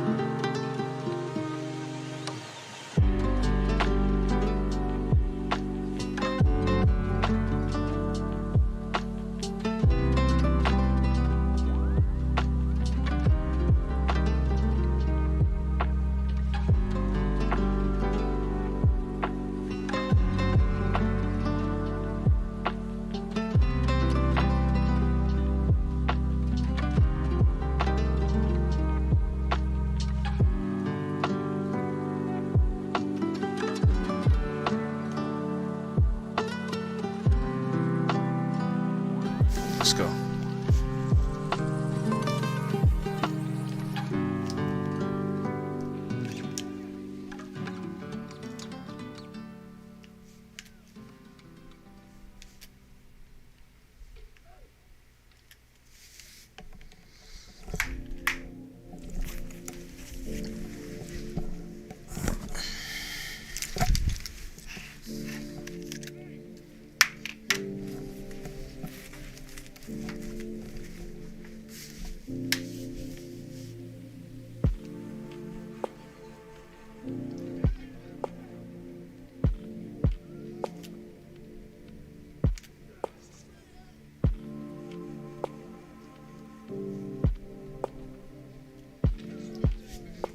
Take.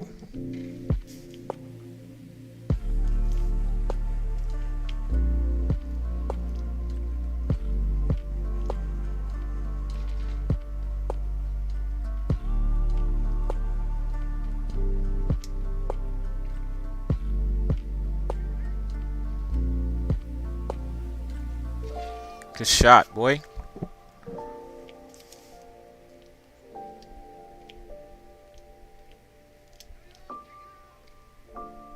You ain't gonna play no defense, though? I'm not passing it to you again.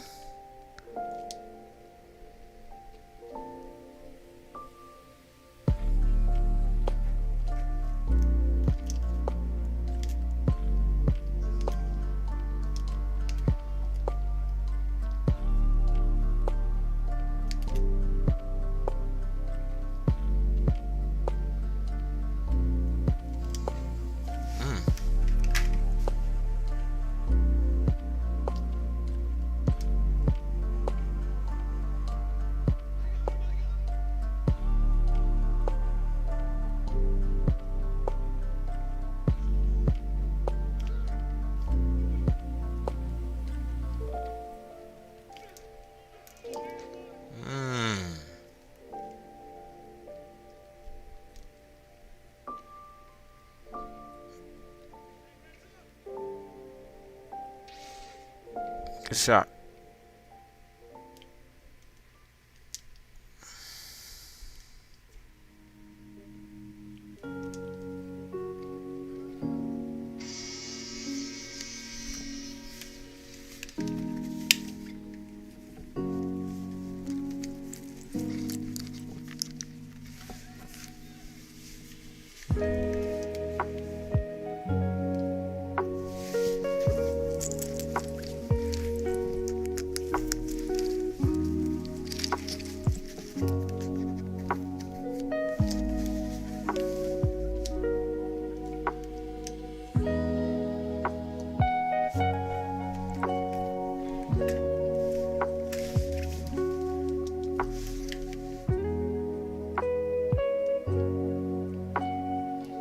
Dang.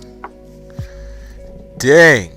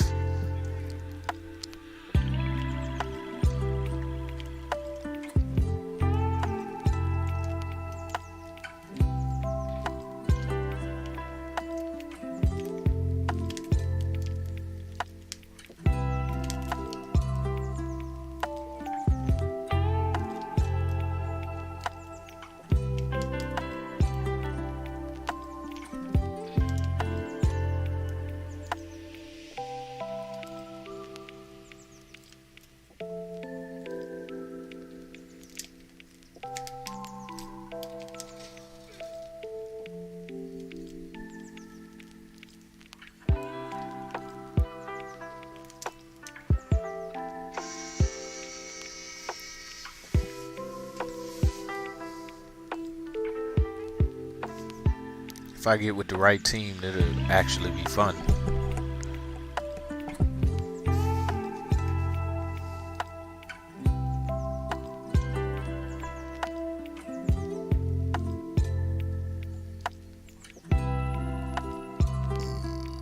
Excuse me.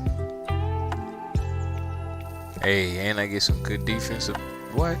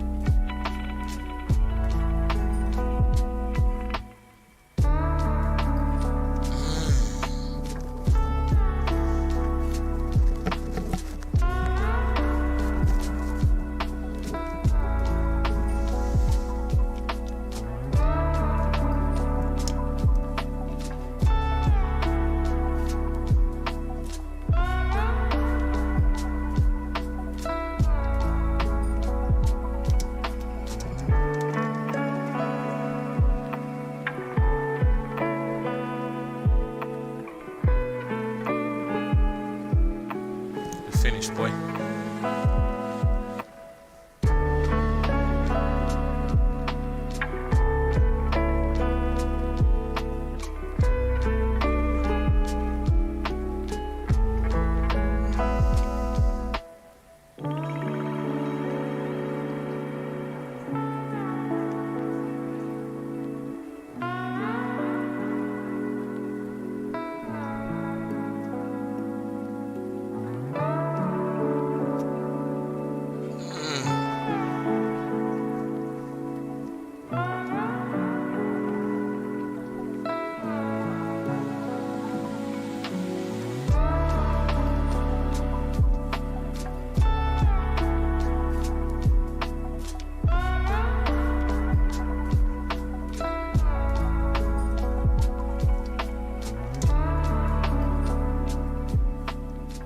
Got him.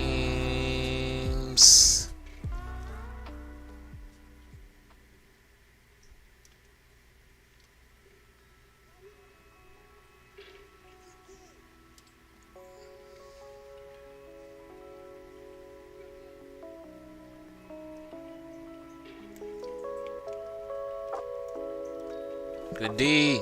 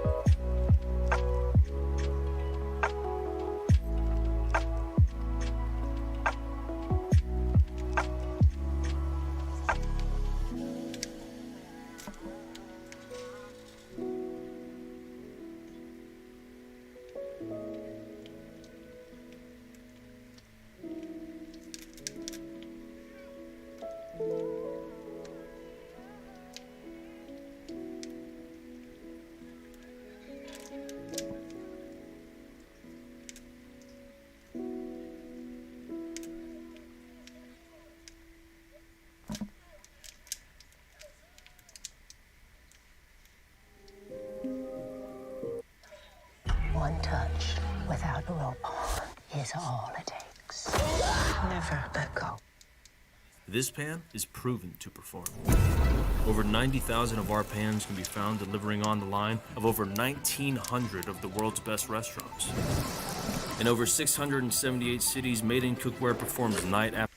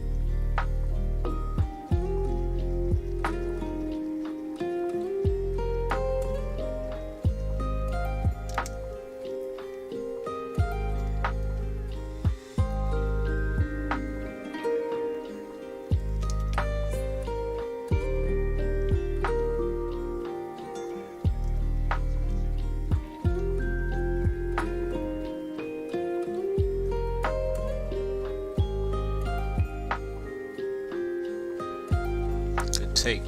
Good take.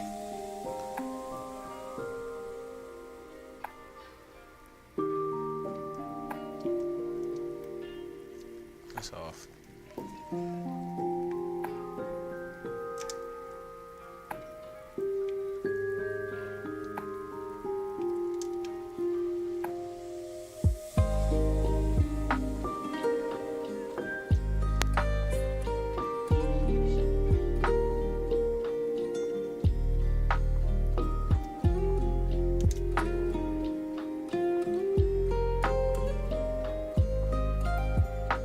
It's all good. Get it back.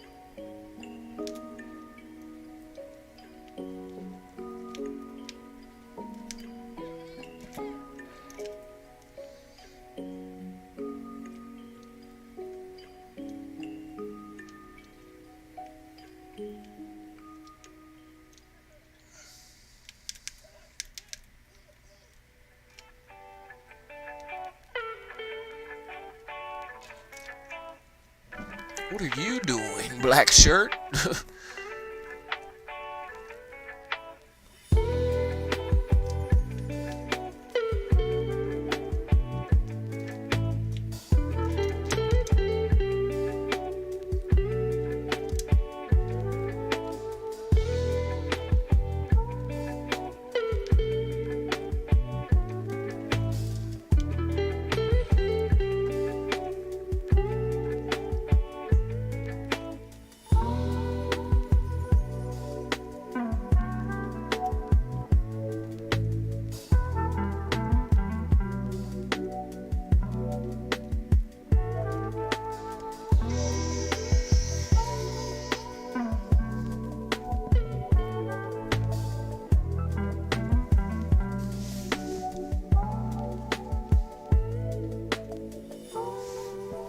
I'm using this for defensive badges now.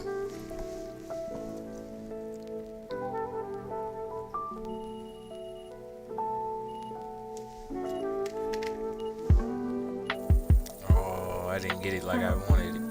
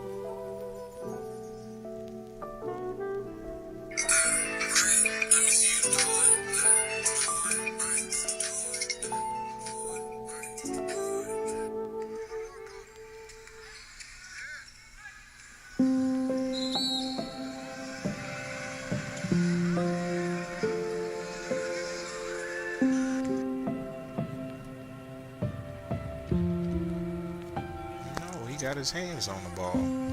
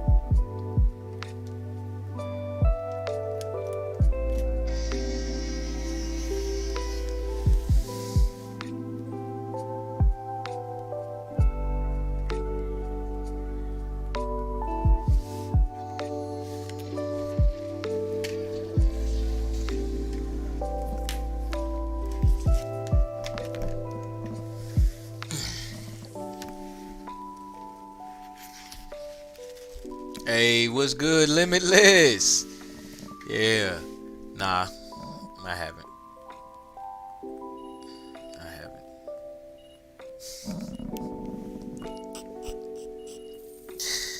I have not.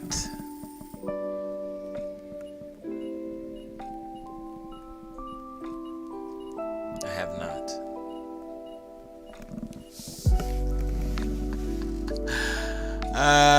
Yeah. It's something preventing me from doing it.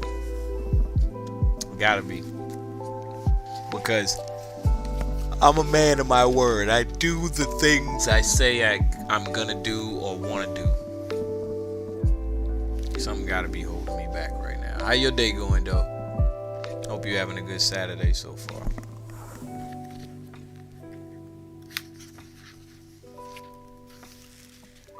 I'm gonna send you an anime questionnaire.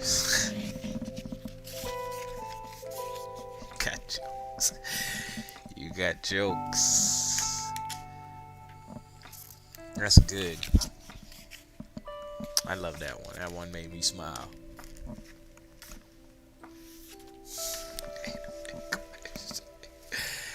Yeah.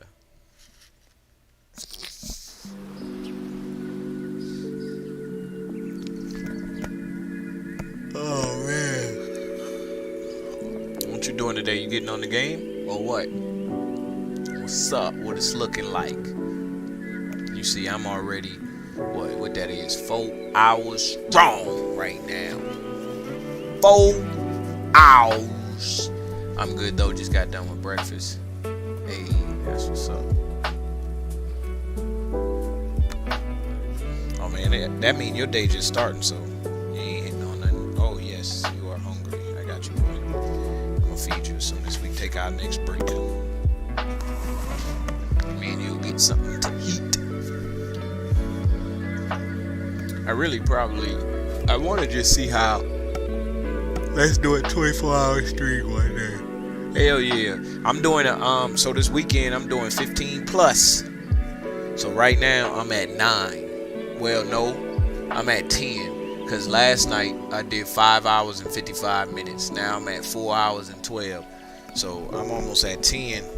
And then Sunday, well, I'm cramming. I'm cramming today. And then what I'm gonna do tomorrow is cram as much as I can in. Like I'm gonna go to bed at a decent hour tonight. Last night I went to bed at like 2. But I'm gonna cram as much as I can in, cause it's just me at the crib right now. I ain't got nobody here with me, so I'm playing the game, maxing out, and it feel good because last night when I played, all I did was just go to the gym and practice, go to the gym and then go back and try to play, test out, figure out my shot. And then now I'm playing with my son player, my son build, and his stuff is like, from all the stuff I practiced on last night, his stuff is like ready to go. So yeah, that was a lot. As you can tell, I ain't been talking. I just been chilling. I had to get it out all at once.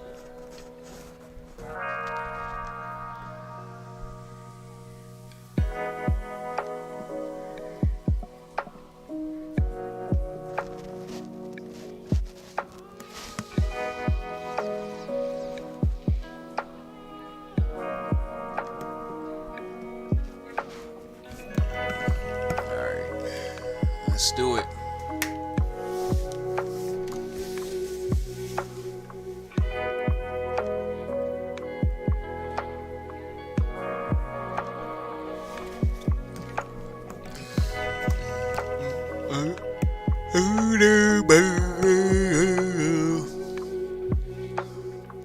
Let's shine a light on all of those that have come before, breaking down barrier doors and locking doors. Oh, hold on, wait.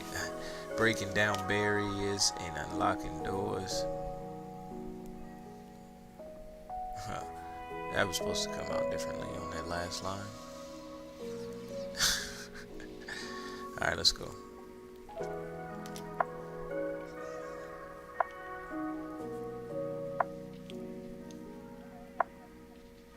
We finish.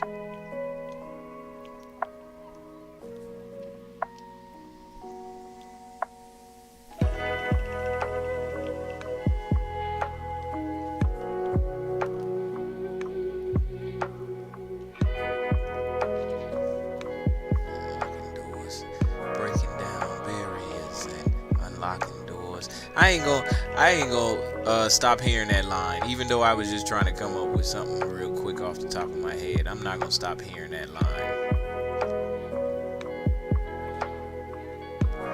Yeah, that's how it was supposed to sound. That's how it's supposed to go. Let the light shine on those that have come before, breaking down barriers and unlocking doors. It can be late, and nobody here with us to relate, so they can't understand the time that we face on a date. This week I was doing so. Hold on, wait, hold on. Hold up.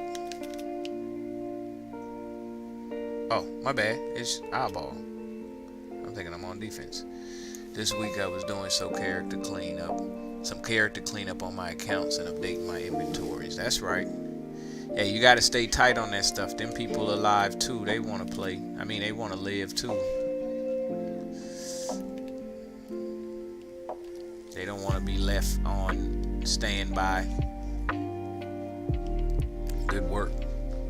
As you can see, I just been grinding them. My play is up to 70. This play is up to a 60. I think he had a 69 right now.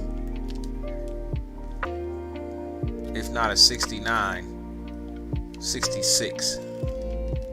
Oh, big man. I'm supposed to help me a little better than that.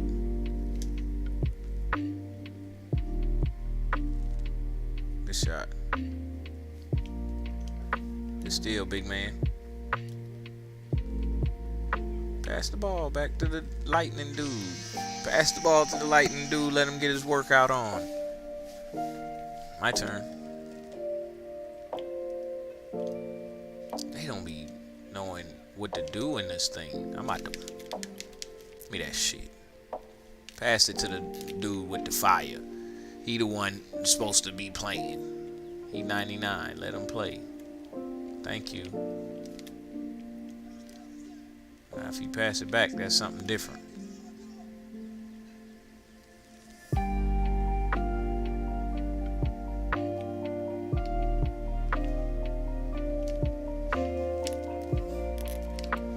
And one.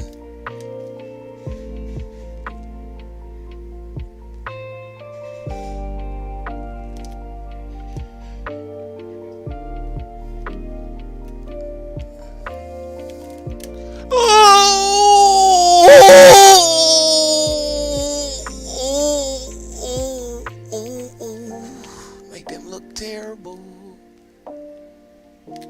Give me that. Watch, make them look terrible. Let me see how this look.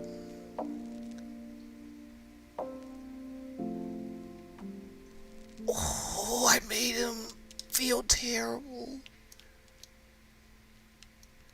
Nothing. Nothing. Give me that.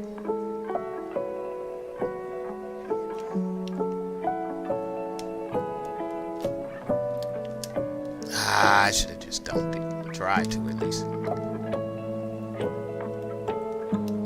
Give me that.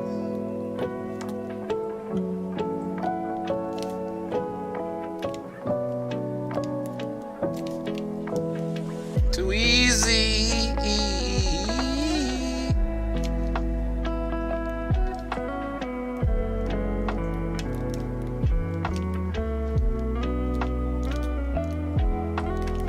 You're nothing. Oh. Okay.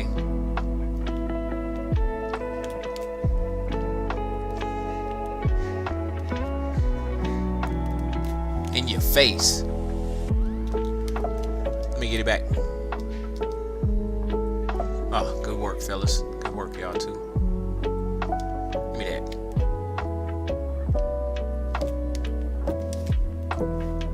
Get that. Get. What are you thinking? What are you thinking? Let's go. All right, my man's. Big man, your turn. Give it back to him. Give it back to him. Yeah, big man, your turn.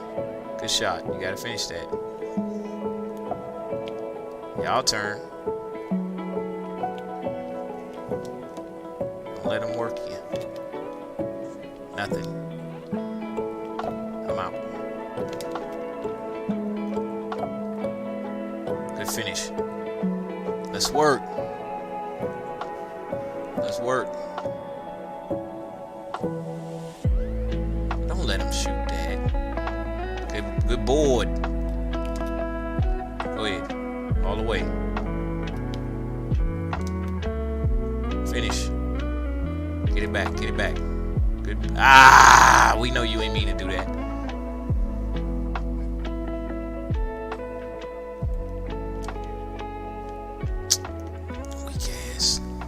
Weak ass step back. Let me guard him.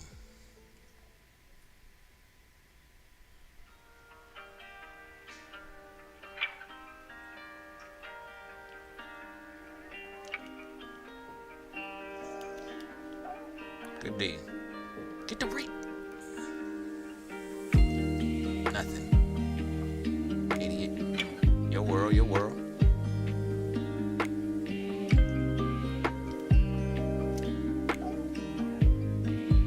Good drop. Good drop. Good drop. Boom. Steal. Oh, come on, big man. Stay on your mans. Give it back to him. Or let him get down there. Let him get down. Don't let him shoot, though.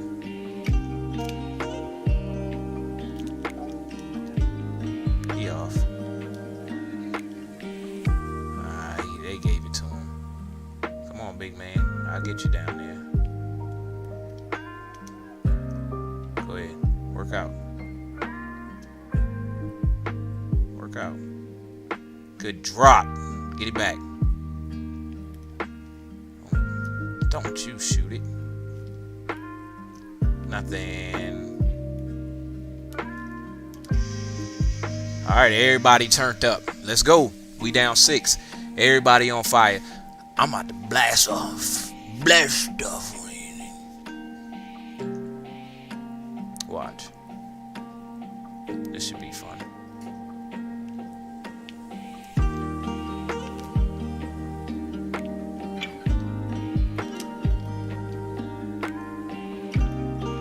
Get that out. Oh. Let's work. Good shot, boy.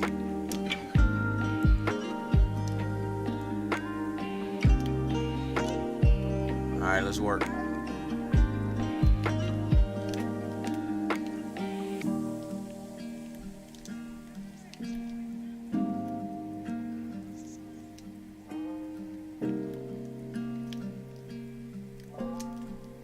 Shot.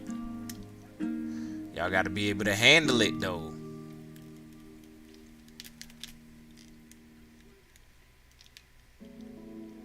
That's off. Get the... He just running around. Give me the ball. Let's get us some points on the board, fellas. He gonna be left.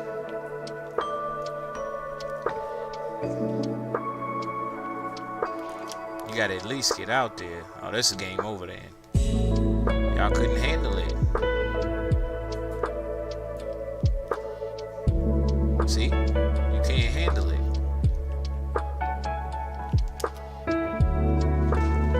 Y'all thinking because y'all 99, y'all supposed to just automatically be good.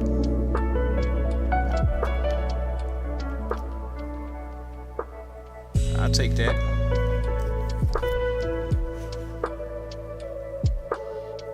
We was down 6. We were supposed to be good from there.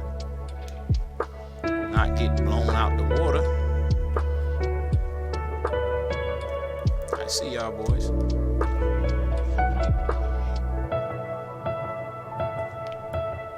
Go.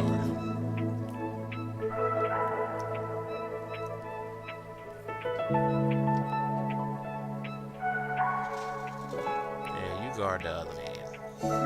You've been waxing your ass all day.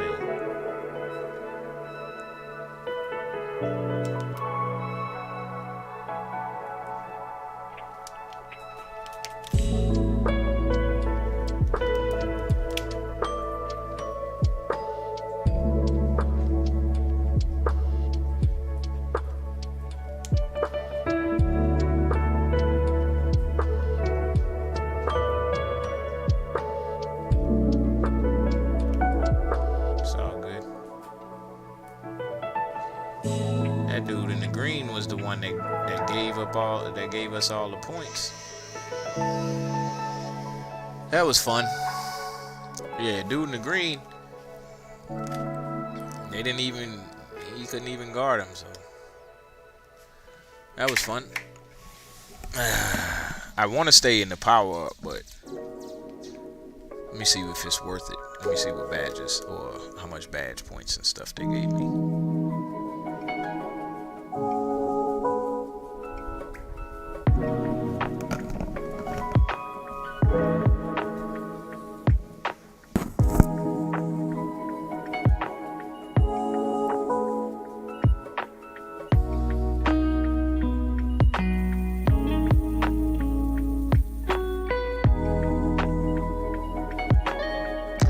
I'm getting a lot of defensive badges. I can get all my defensive badges in here if I needed to. Just keep playing it. But I could also do that in rec.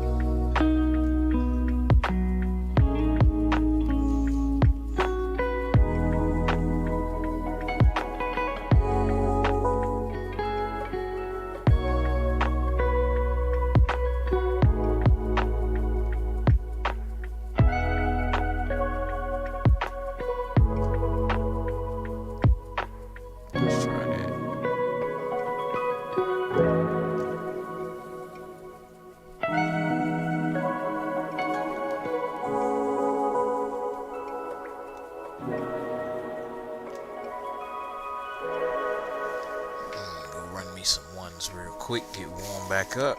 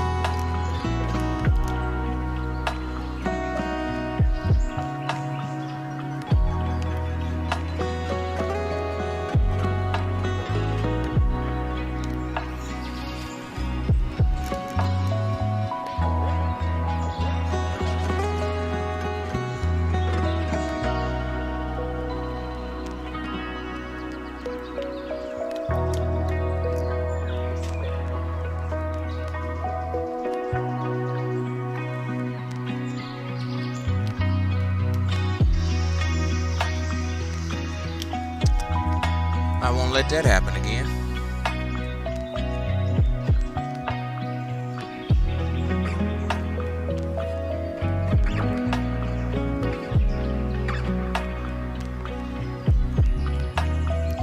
One's got to take something. What do I have on? Put Post Malone lockdown.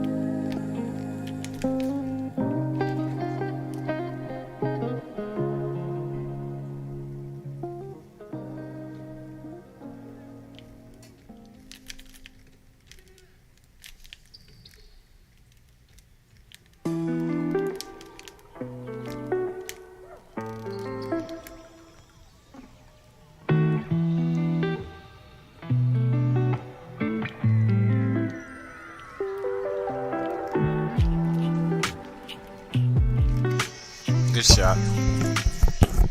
Good shot.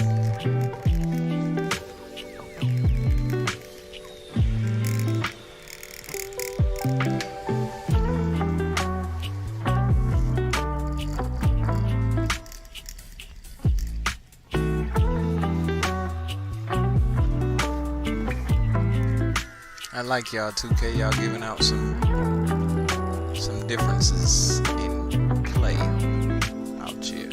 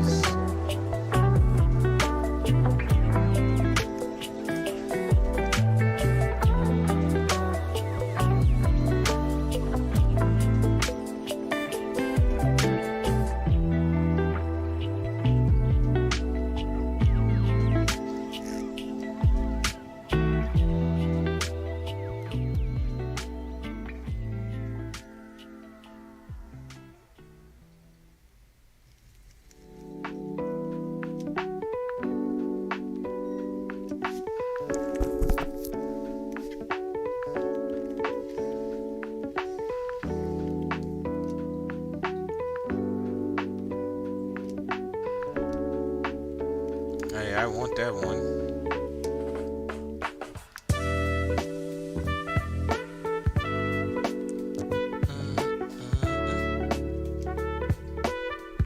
Hey, he is 70 now. Alright, cool. Let me switch these badges from one-on-one.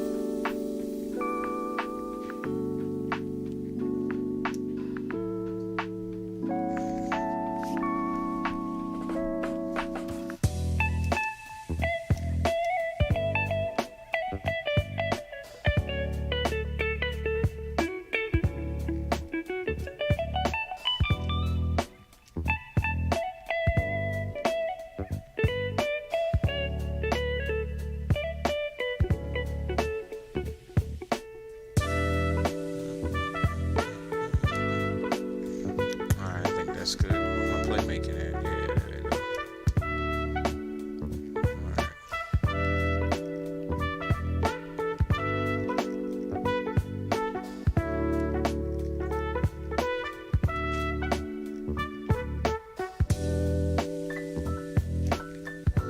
Alright, let's get it popping. I'm about to put on some coins.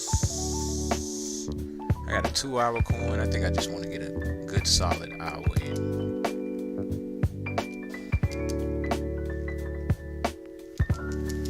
That's 2 games.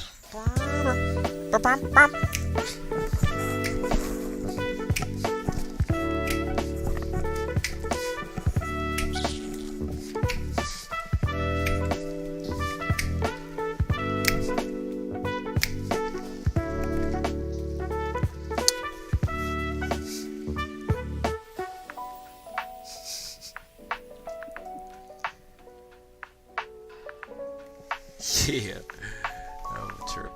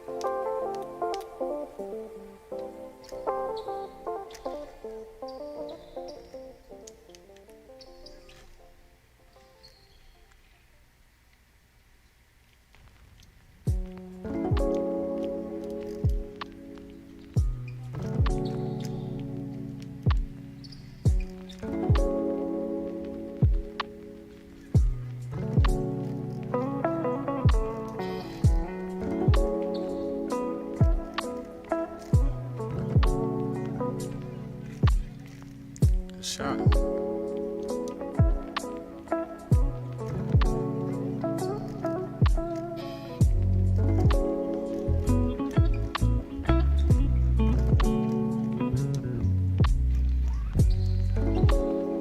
Dang.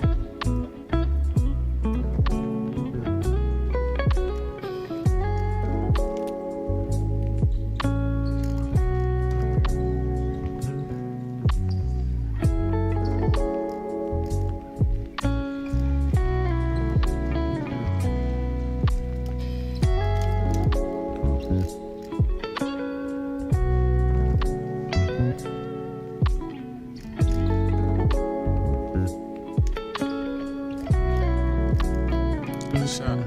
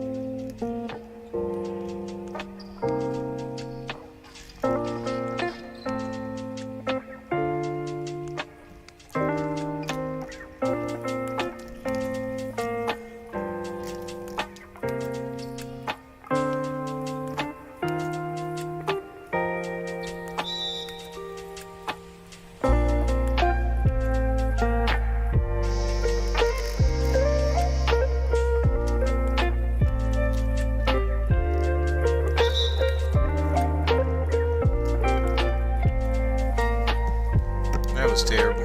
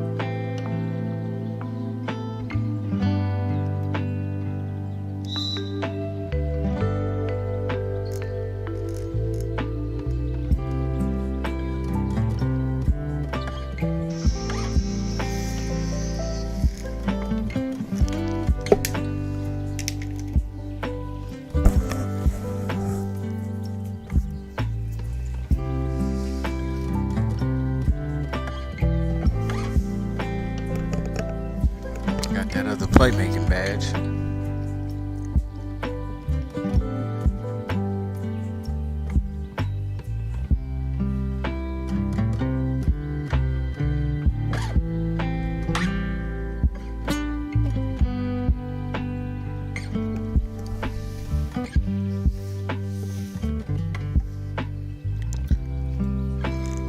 Good.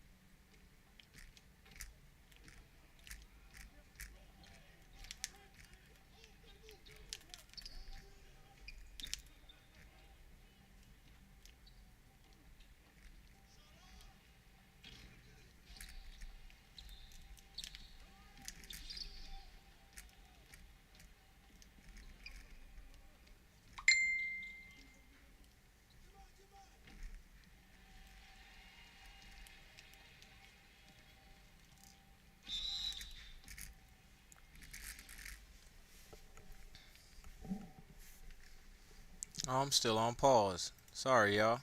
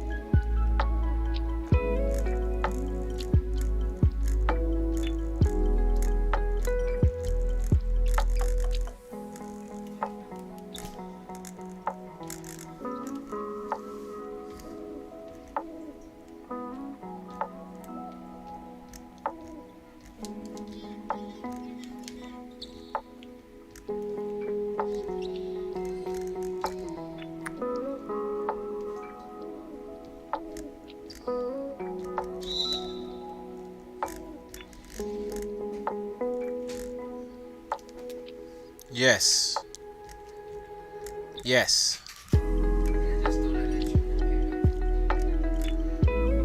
All right, Mom. All right. Hey, Mom.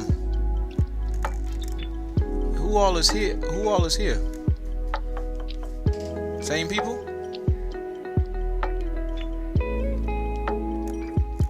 Huh? So everybody still the same people that was here when I got up the first time? Oh, okay. All right. Thanks for letting me know.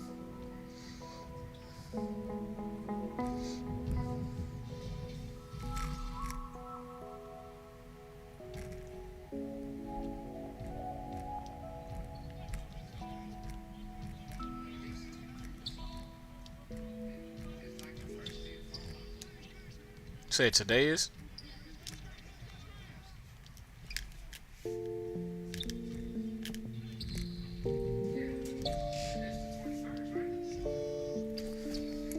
Yep. All right, Mom.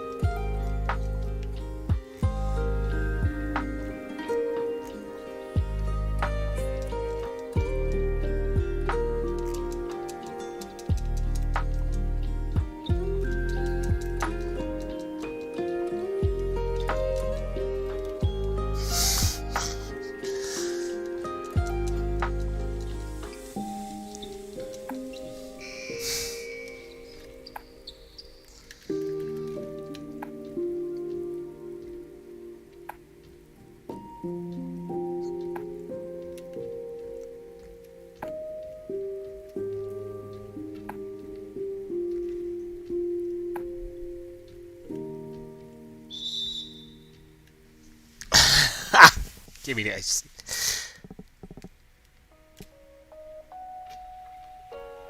And I'm taking the ball out. I'm about to throw it out of bounds.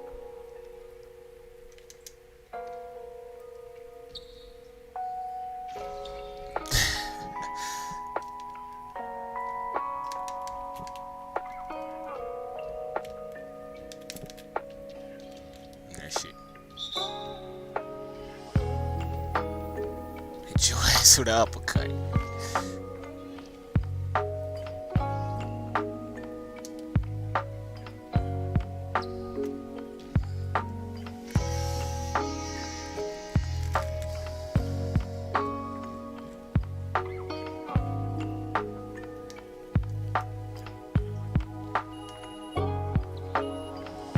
Got me a couple of points off of this. Playmaking and defense. It's cool. all my 2 times was off. I still leveled up though. Alright, y'all.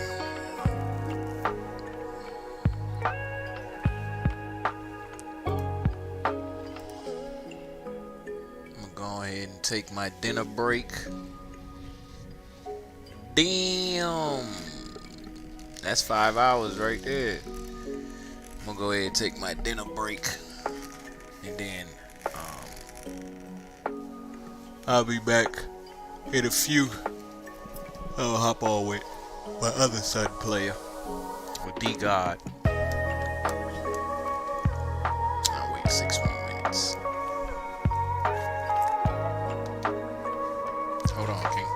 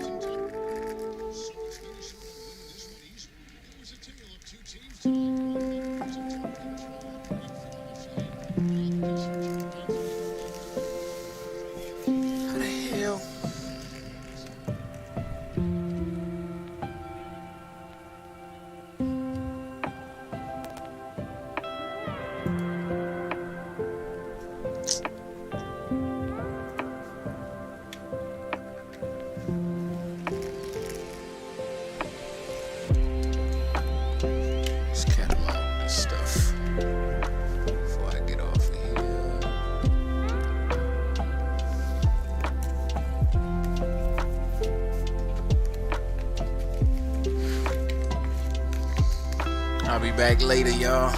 Peace.